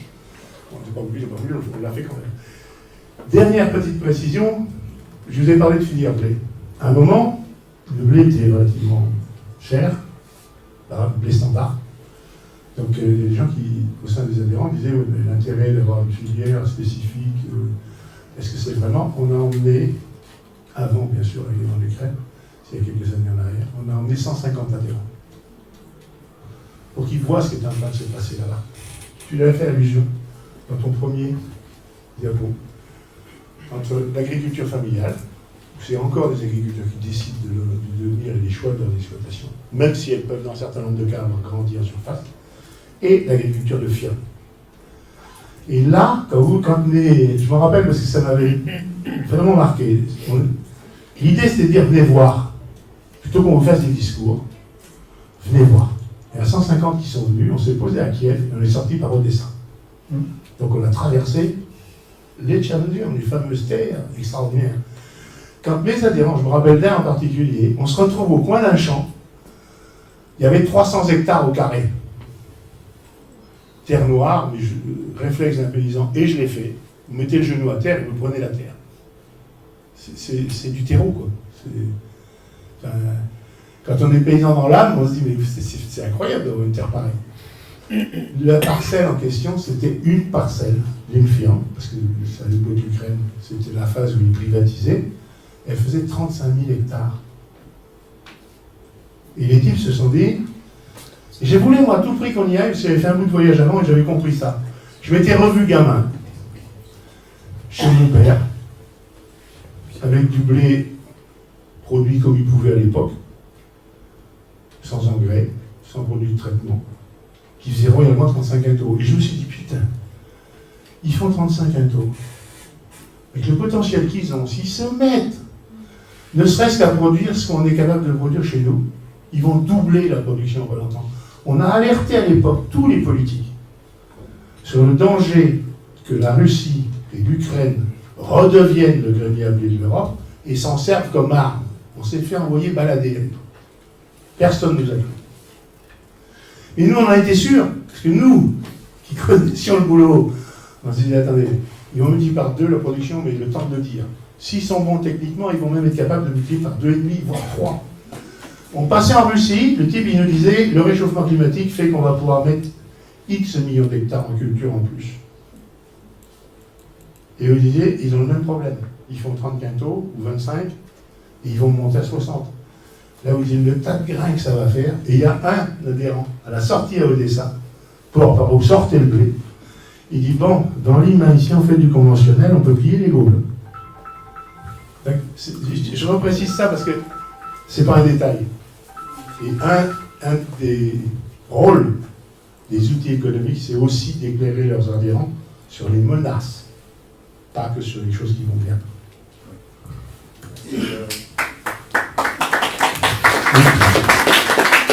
J'ai parlé à mener les étudiants justement dans certaines limanes, il y a 3 fois, quand ils nous creusaient un profil culturel, il s'arrêtait à hauteur de tête, le bonhomme, parce qu'il en avait marre de creuser. Mais à l'imane, tu t'arrêtes à 1 mètre, 1 mètre 50. Et t'as du bol. Là-bas, tu descendais à 2 mètres sans aucun problème.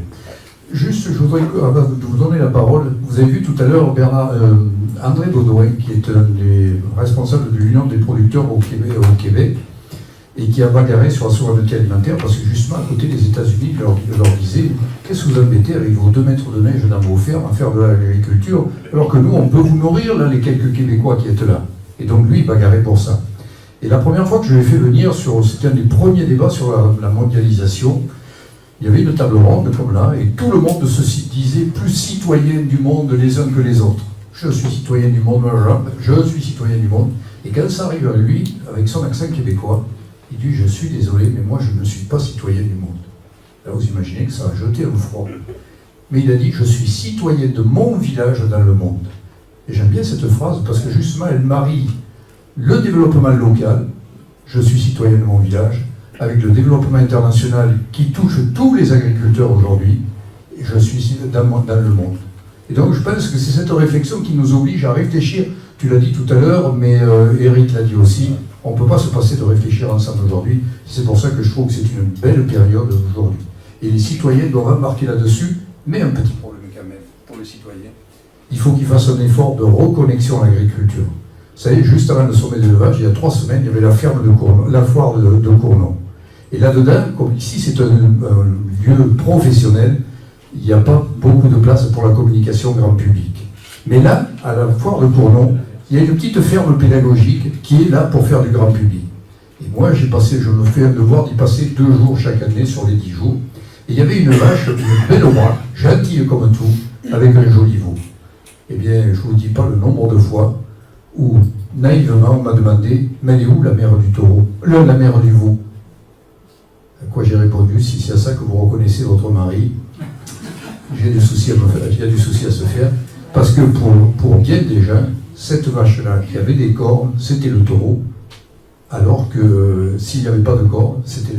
Voilà, donc je pense qu'il y a un gros travail à faire du côté des agriculteurs à ouvrir leurs fermes et du côté de la société à aller voir dans ces fermes pour se reconnecter et pour pouvoir reparler le même langage, ce qui était naturel 50 ans en arrière, où tout le monde avait sa famille et qui était agriculteur. Et ça, si je peux me permettre, ça c'est même vrai dans nos petits villages. Hein. Oui. Moi, ma fille s'est amusée à proposer aux instits, parce qu'il y a 2 villages qui sont jumelés scolaires, aux instits de venir voir la bergerie. Ben, c'est hallucinant les questions. Hallucinant. Même à la campagne.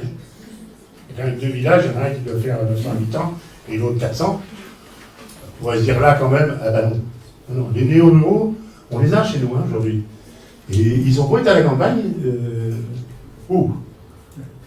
Bon, je pense qu'il s'est dit des tas de choses intéressantes et que vous avez envie de poser des questions, ou de faire des remarques, ou de compléter. Donc la parole est à vous. Puisque Joël me passe la parole, je voudrais vous dire simplement 2-3 mots ce qui se fait en termes de partenariat entre paysans de chez nous et paysans du Sud. Parce que c'est aussi un point important, et on l'a évoqué, c'est la réflexion ensemble qui permet de progresser. En fait, au niveau de la région, AVDI, Auvergne-Rhône-Alpes, on est en partenariat avec l'Union des mini-laiteries et producteurs de lait local du Burkina Faso. C'est une union de 94 laiteries, je le disais tout à l'heure, mais qui a comme objectif surtout de développer et d'asseoir les éleveurs dans le paysage agricole du Burkina, sachant que ce qu'il faut savoir, c'est qu'au Burkina, c'est un pays où on a près d'un peu plus de 20 millions d'habitants, il y a plus de 10 millions de bovins, donc il y a du potentiel, et on est aujourd'hui sur une production laitière qui est collectée très faible, alors pour une raison simplement de manque d'infrastructures, de manque de circuits de commercialisation, de manque de transformation, etc. Et travail commun, le partenariat qu'on a engagé ensemble, il est à 2 niveaux. Un niveau national d'accompagnement et de soutien de l'Union, mais aussi un niveau local d'accompagnement et de travail avec les éleveurs sur comment améliorer la production, comment mieux transformer les produits, comment apporter du revenu à l'exploitation. Alors très rapidement, ce qui se fait, un soutien, une reconnaissance mutuelle, un appui à une reconnaissance des pouvoirs publics, parce que c'est important que les éleveurs soient reconnus et que lorsque les décideurs publics décident d'engager des politiques pour améliorer l'alimentation du pays, ça se fasse en partenariat avec les producteurs et à réfléchir comment le faire pour qu'il y ait un retour chez les producteurs et que ce ne soit pas concurrentiel. Et là, il y a un rôle important de reconnaissance de la profession de l'organisation paysanne par les pouvoirs publics et le travail qui est mené le partenariat qu'on a engagé ensemble depuis 8 ans fait qu'aujourd'hui, les pouvoirs publics s'adressent aux éleveurs du Burkina chaque fois qu'il y a des choix à faire. Alors après, ils en tiennent plus ou moins compte, il y a des pressions, etc. Mais il y a un travail qui se fait en commun et Eric pourrait en parler beaucoup mieux que moi là-dessus. Après, il y a une action qui se fait au niveau local. Et là, on a en gros deux champs de travail avec les éleveurs du Burkina. Un champ sur la production. Sur la production, c'est comment, dans un contexte de changement climatique, dans un contexte de démographie, dans un contexte d'échanges mondiaux, arriver à mettre en place des systèmes qui permettent une meilleure résilience et notamment avoir une autonomie fourragère, pas dépendre des intrants, ou moins dépendre des intrants en tout cas. Faire des choix génétiques qui permettent de valoriser les races locales, de valoriser correctement ce qui se fait sans être obligé d'importer des systèmes venus d'ailleurs. Et un travail au niveau des laiteries sur comment maîtriser la qualité des produits finis. Alors là, dans une chaîne du lait, c'est la chaîne du froid, c'est la qualité organoleptique des produits, c'est la régularité de production, et derrière, c'est bien sûr toute la problématique de commercialisation.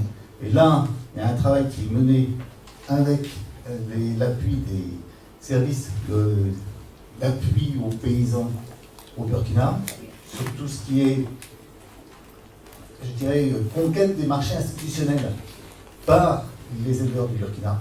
C'est-à-dire comment les éleveurs du Burkina peuvent assurer une production suffisamment régulière pour pouvoir alimenter les cantines des écoles, par exemple, tout ce qui est marché public, et puis tout un travail sur la réflexion, sur la mise en place de points de vente, parce qu'il ne faut pas dépendre que des marchés locaux, mais être capable de fournir des produits dans les villes.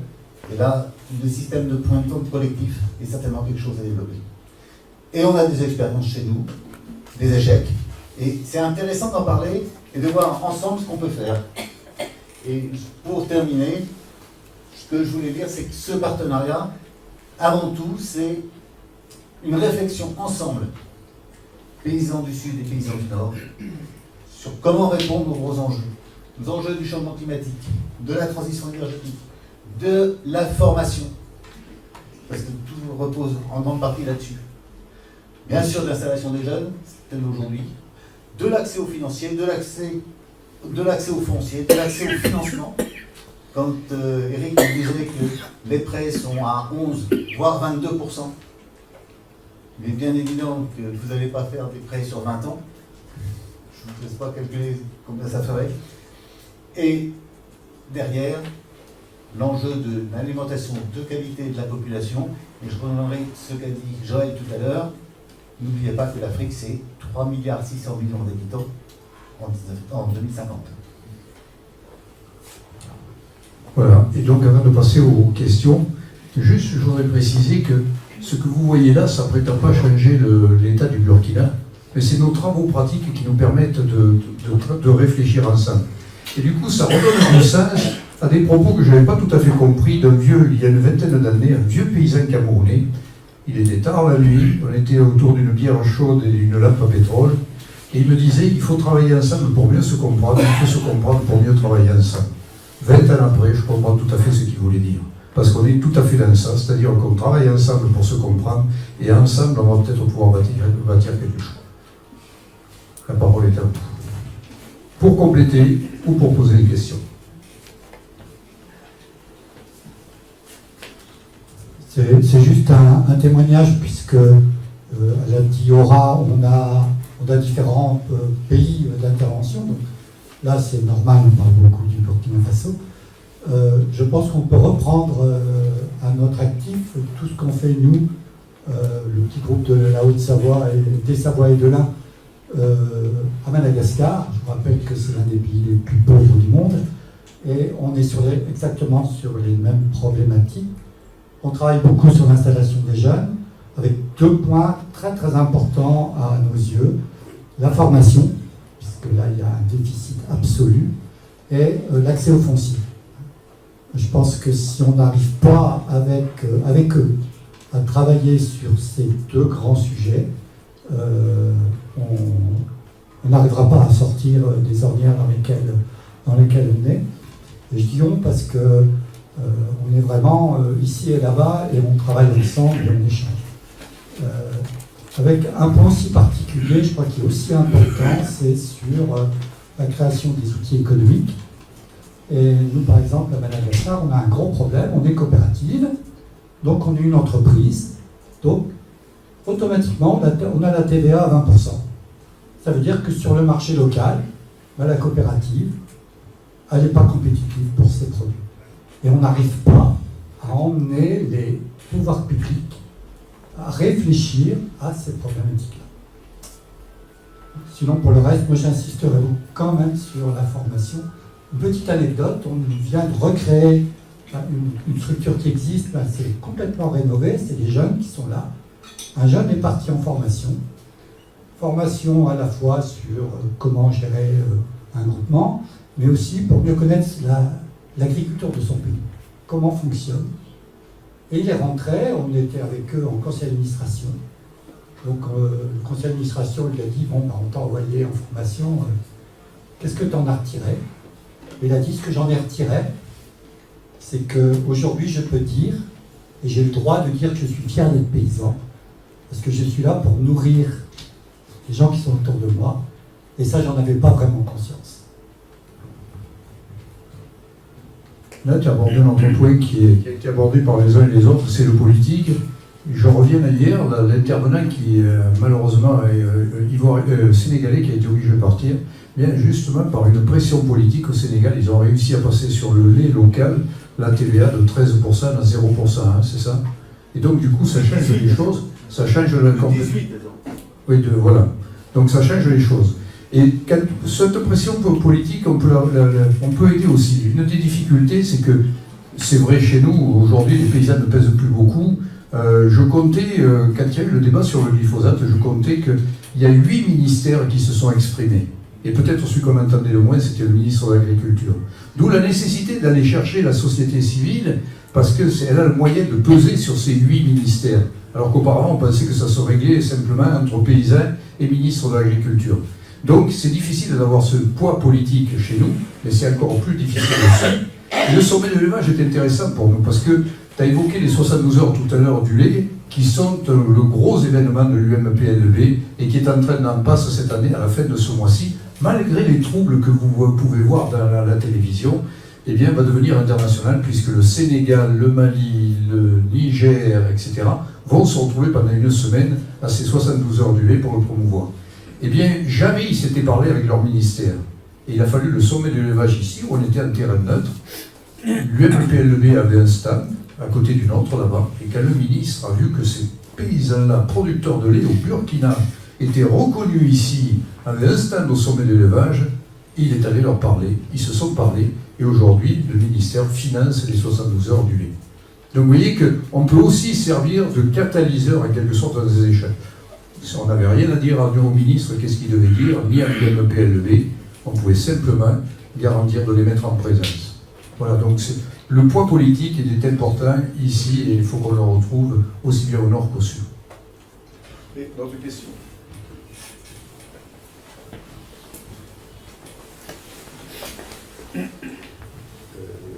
Sidibé Amidou du Burkina Faso, de la région des Hauts-Bassins, Bobo-Dioulasso.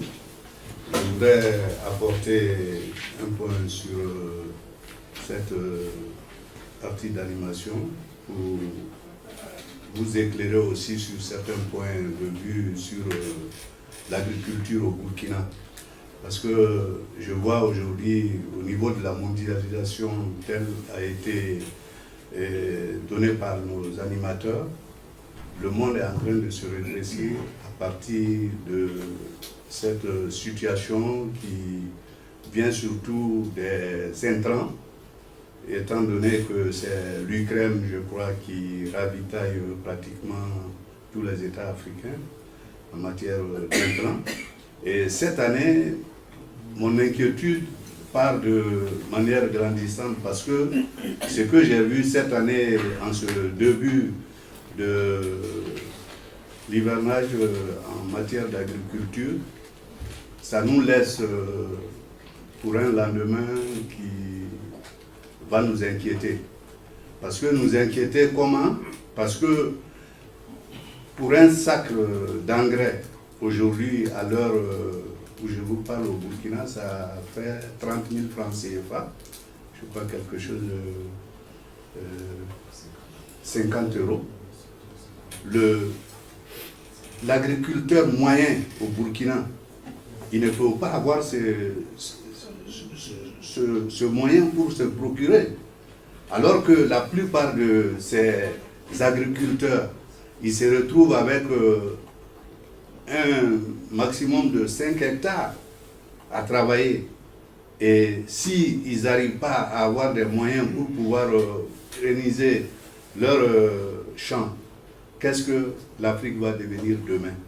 C'est pourquoi vraiment je voudrais, à travers l'AFDI, d'essayer de mener certaines actions, de pouvoir interpeller certains décideurs pour que on puisse vraiment travailler sur ce volet-là. Parce que si on veut amener les jeunes aujourd'hui à s'intéresser à l'agriculture, il va falloir qu'on montre un exemple qui puisse les faire gagner quelque chose demain. Parce que dans le foncier, comme l'a dit l'animateur tout à l'heure, les jeunes n'ont pas accès à la terre. Et du coup, quand ils ont accès à cette terre, pour aller à un an, juste le temps de culture et puis la récolte, de pouvoir payer un crédit, alors que ils n'ont même pas eu le temps de pouvoir faire leurs preuves, ça va être difficile pour demain. Donc je voudrais vraiment, à travers l'AFDI, de pouvoir essayer de trouver des moyens de communication pour amener, non seulement dans les États en voie de développement, de pouvoir attirer plus de jeunes à l'agriculture. Parce que nos anciens paysans, c'est avec la daba. Alors que la mécanisation aujourd'hui reste l'instrument vraiment qui pourra nous apporter un plus. Voilà. Donc vraiment, si on arrive à avoir ces différents points pour la jeunesse, ils vont s'intéresser. Sinon en Afrique, c'est vraiment une épine. Parce que les jeunes ne peuvent pas s'intéresser s'ils n'ont pas des moyens de soutien pour pouvoir faire réaliser leurs rêves. Merci bien. Effectivement, c'est une vision réaliste des choses, mais on voit bien aussi ceux qui ont acheté de l'ammonitrate par les temps qui courent, savent bien que ça a multiplié par 3 aussi par chez nous. Juste quand même, hier soir, il s'est passé un petit événement que François a évoqué. Il y a eu une table ronde au CERDI. Vous ne connaissez peut-être pas le CERDI, mais le CERDI est une branche très prestigieuse de notre université à Clermont et qui forme une bonne partie des élites du Sud, et en particulier de l'Afrique. Et c'est vrai que ce CERDI, c'était un peu le temple de la mondialisation, en quelque sorte, financé par la Banque mondiale au début, Et puis petit à petit, ils s'aperçoivent, ça fait longtemps qu'on mène les débats avec eux, et hier c'était presque une consécration, ils vont créer une chaire d'agriculture. Parce que jusque-là, quand on analyse de façon macroéconomique, etc., le libre-échange, etc., l'agriculture dans les pays du Sud, avec un budget qui pèse 4% du budget national, ça n'était pas un élément de réflexion très important. Et hier, finalement, on s'est aperçu que Ibrahim Diallo, qui était en visioconférence, madame qui aurait dû être là, et qui était en visioconférence, la directrice de la coopérative, eh bien finalement faisait jeu égal avec ces scientifiques de haut niveau, et s'accordait finalement à se dire on devrait se parler un petit peu davantage la théorie et la pratique. Donc je pense que, pour répondre à ce que vous dites, monsieur là, on l'a dit tout à l'heure, il y a des décisions qui doivent être politiques quelque part. Mais faut-il que les politiques soient éclairées par ce qui se passe tout à fait en bas? C'est la question qu'on se pose chez nous aussi, mais c'est une question qui est encore plus virulente chez vous. Eh bien, j'espère bien que demain, les futurs cadres africains qui étaient dans ce débat-là hier, ils auront entendu Ibrahim Diallo et la directrice de la coopérative qui disait des choses très simples, mais très pertinentes.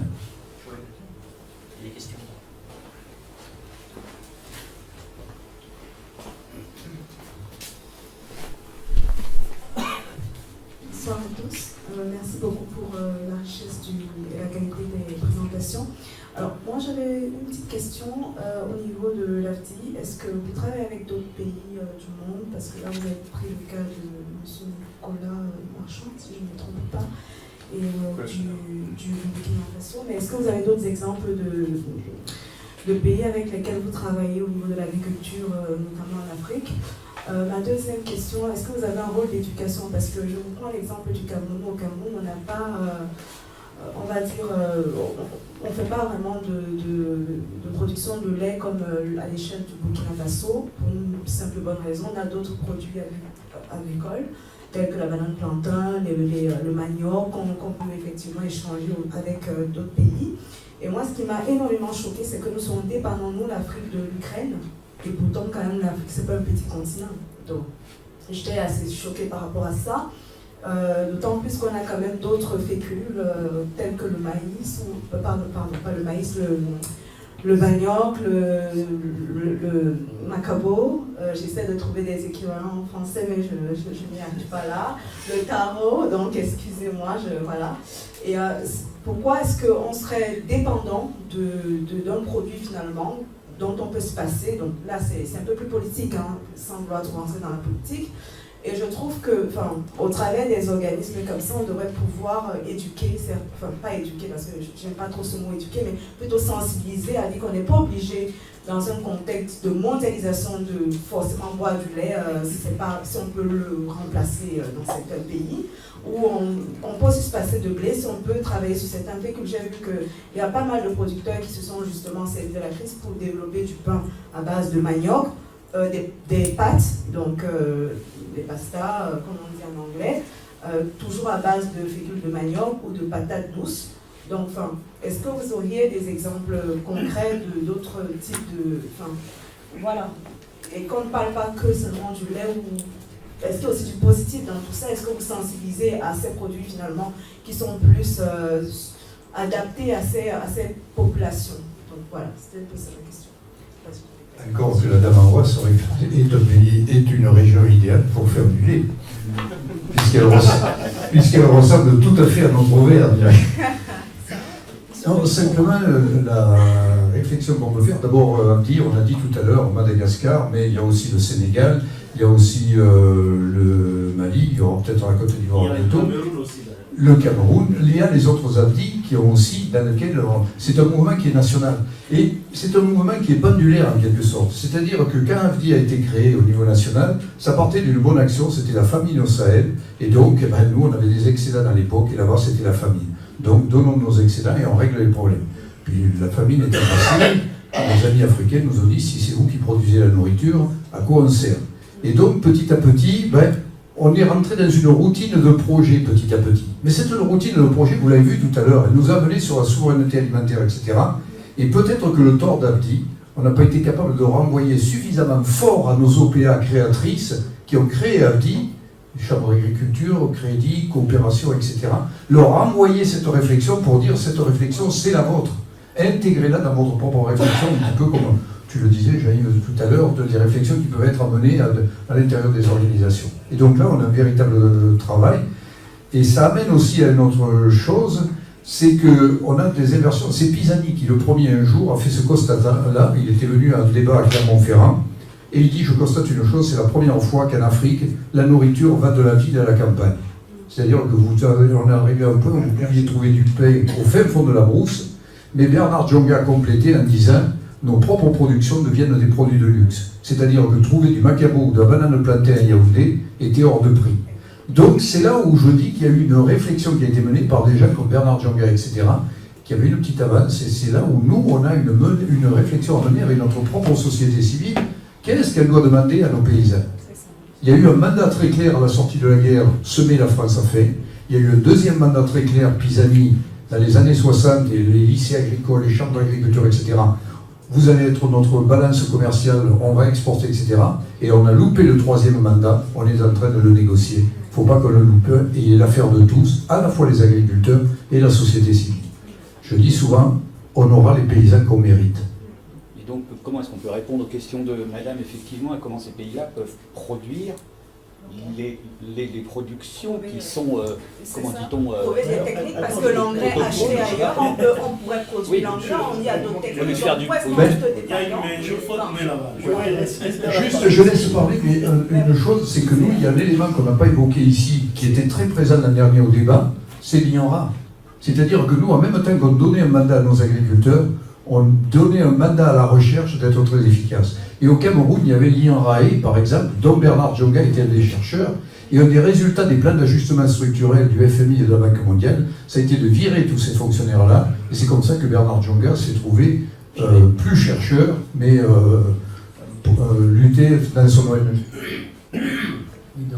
Bernard Rivoire, donc au niveau du Sénégal, on a eu plusieurs programmes, et le dernier programme, c'est sur des jardins partagés. Qui sont faits à contre-saison, voilà, donc après les saisons des pluies.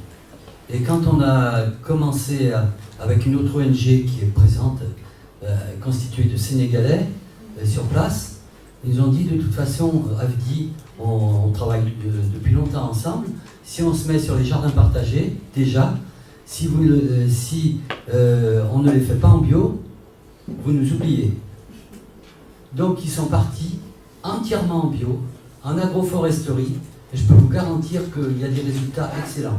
On est allé dans des jardins où une fois il y avait un sous-préfet, parce qu'on inaugurait on présentait un jardin dans une sous-région. Et là, on s'est aperçu qu'on avait fait émerger, entre guillemets, des secrets de famille, où ils savaient fabriquer avec des feuilles de Nîmes, d'autres feuilles, etc., des produits phytosanitaires qui marchent très très bien en bio.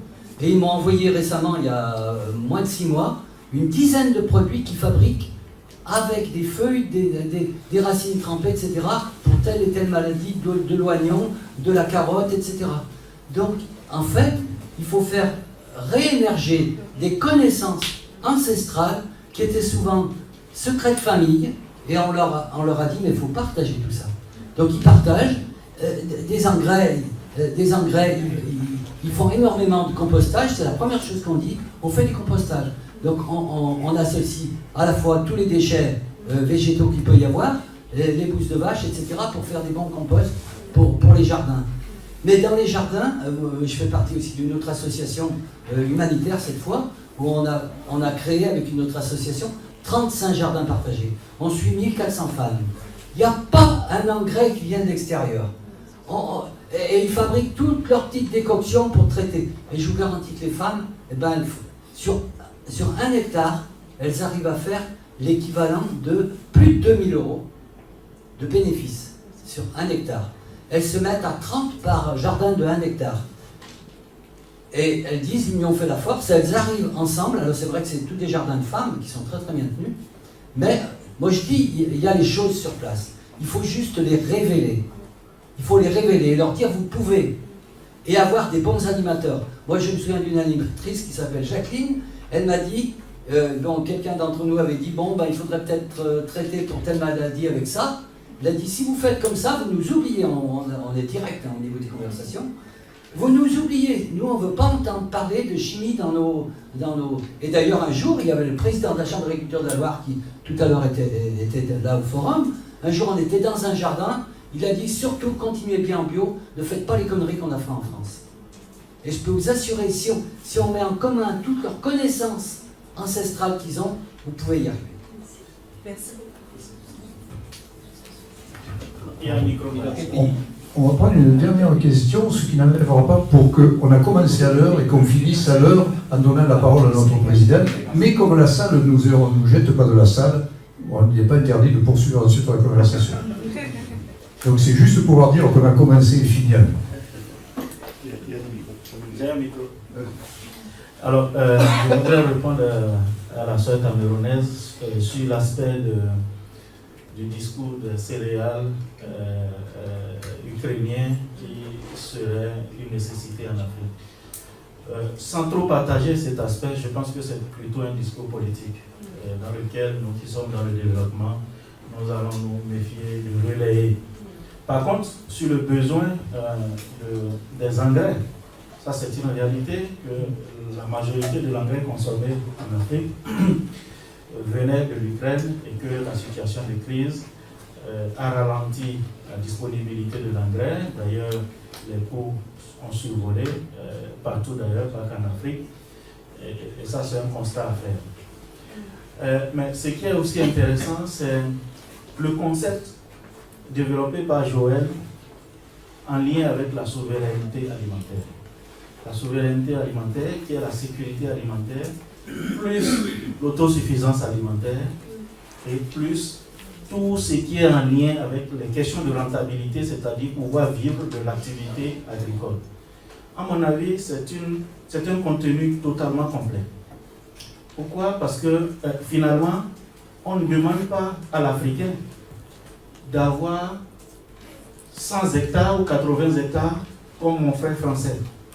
On lui demande juste d'avoir, parce qu'il a des difficultés foncières, d'avoir le petit lopin qui lui permet d'avoir l'autosuffisance alimentaire et de vendre l'excédent pour se sentir libre. Ça veut dire que quoi? Par rapport à l'Afrique, les défis ne sont pas totalement les mêmes, mais on peut s'inspirer de la connaissance et de la compétence des autres pour améliorer et atteindre nos défis. Ça veut dire que chez nous, les jeunes que nous voudrons installer, on fera en sorte que dans leur petit lopin de terre, ils aient à leur propre sein ce qu'on appelle aujourd'hui, passez-moi l'expression, ça m'échappe, la souveraineté à leur propre niveau, c'est-à-dire l'agriculture qui leur permet de dégager suffisamment de ressources. Donc une agriculture intensive. Et ça, c'est possible, puisque en Europe, les gens ont atteint cette étape-là depuis longtemps. Et en termes de formation, en termes de transfert de compétences, ce sont des éléments sur lesquels il faudra réfléchir, trouver des mécanismes intéressants pour que ce qui constitue un frein chez nous, on trouve des moyens de les transformer en opportunités et c'est possible. Voilà. Et surtout consolider les savoirs parce que le monsieur nous parlait de comment les femmes sur place. Tout à fait. Il y a des pratiques endogènes que nous avons qui aujourd'hui sont valorisées par le biais de ce qu'on appelle aujourd'hui, tout le monde appelle pratiques culturelles en lien avec les questions écologiques. C'est des pratiques endogènes qui existaient chez nous, qui n'étaient pas partagées en fait. Voilà. Il faut partager. Merci. On te laisse conclure, ce qui n'empêche pas, si vous voulez continuer à discuter après. Donc merci beaucoup. Donc, je vais essayer de conclure un petit peu cette petite conférence. Je vais commencer juste en vous rappelant qu'AFDI Auvergne-Rhône-Alpes intervient sur 3 pays, donc sur 3 projets différents actuellement, bientôt un 4e. Donc ces 3 pays, c'est le Burkina, on en a beaucoup parlé, Madagascar et le Sénégal. Un nouveau pays, la Côte d'Ivoire, et on est en train de monter un groupe dessus pour avoir le projet n'est encore pas fixé, mais le pays est fixé. Mais on recherche aussi éventuellement d'autres pays, d'autres projets pour animer d'autres groupes. Et voilà. Mais ces projets, pour un peu revenir sur votre question, Les projets, ce n'est pas nous, AFDI Auvergne-Rhône-Alpes, ou toute l'AFDI de France qui les menons. On soutient les projets de nos OP partenaires dans ces pays-là. Les idées viennent d'eux, et nous, on est là pour les aider, pour les pousser là-dessus. Donc, en conclusion, revenir un petit peu plus sur l'installation, qui était le sujet de cette conférence. On n'aura pas d'installation sans reconnaissance du métier, que ce soit au nord comme au sud. Cette reconnaissance du métier, elle va aller grâce à la pérennité de ce métier, cette pérennité financière. Cette pérennité financière, elle va avec la valorisation des produits et la diminution des charges aussi. Et ça, mais ce que je vais vous dire, c'est valable au nord comme au sud. Il y aura aussi la pérennité foncière. C'est le très gros point noir, surtout en Afrique. Chez nous, moi si je prends mon cas, je me suis installé il y a presque 20 ans maintenant. C'était compliqué de trouver du terrain dans mon secteur, c'était compliqué de trouver du terrain. Les agriculteurs qui étaient en place à cette époque-là partent à la retraite maintenant. Donc des personnes de 30 ans, on ne les pousse pas dehors pour prendre leur place. Mais c'est sur du foncier, on n'a pas les mêmes problématiques qu'en Afrique, mais on avait des problèmes pour accéder. Dans quelques années en France, la problématique sera inverse. Les propriétaires auront des problèmes pour trouver des agriculteurs pour exploiter leur terrain. Et chez moi, ça va être, c'est pas dans une dizaine d'années, c'est dans 5 ans que ça va commencer.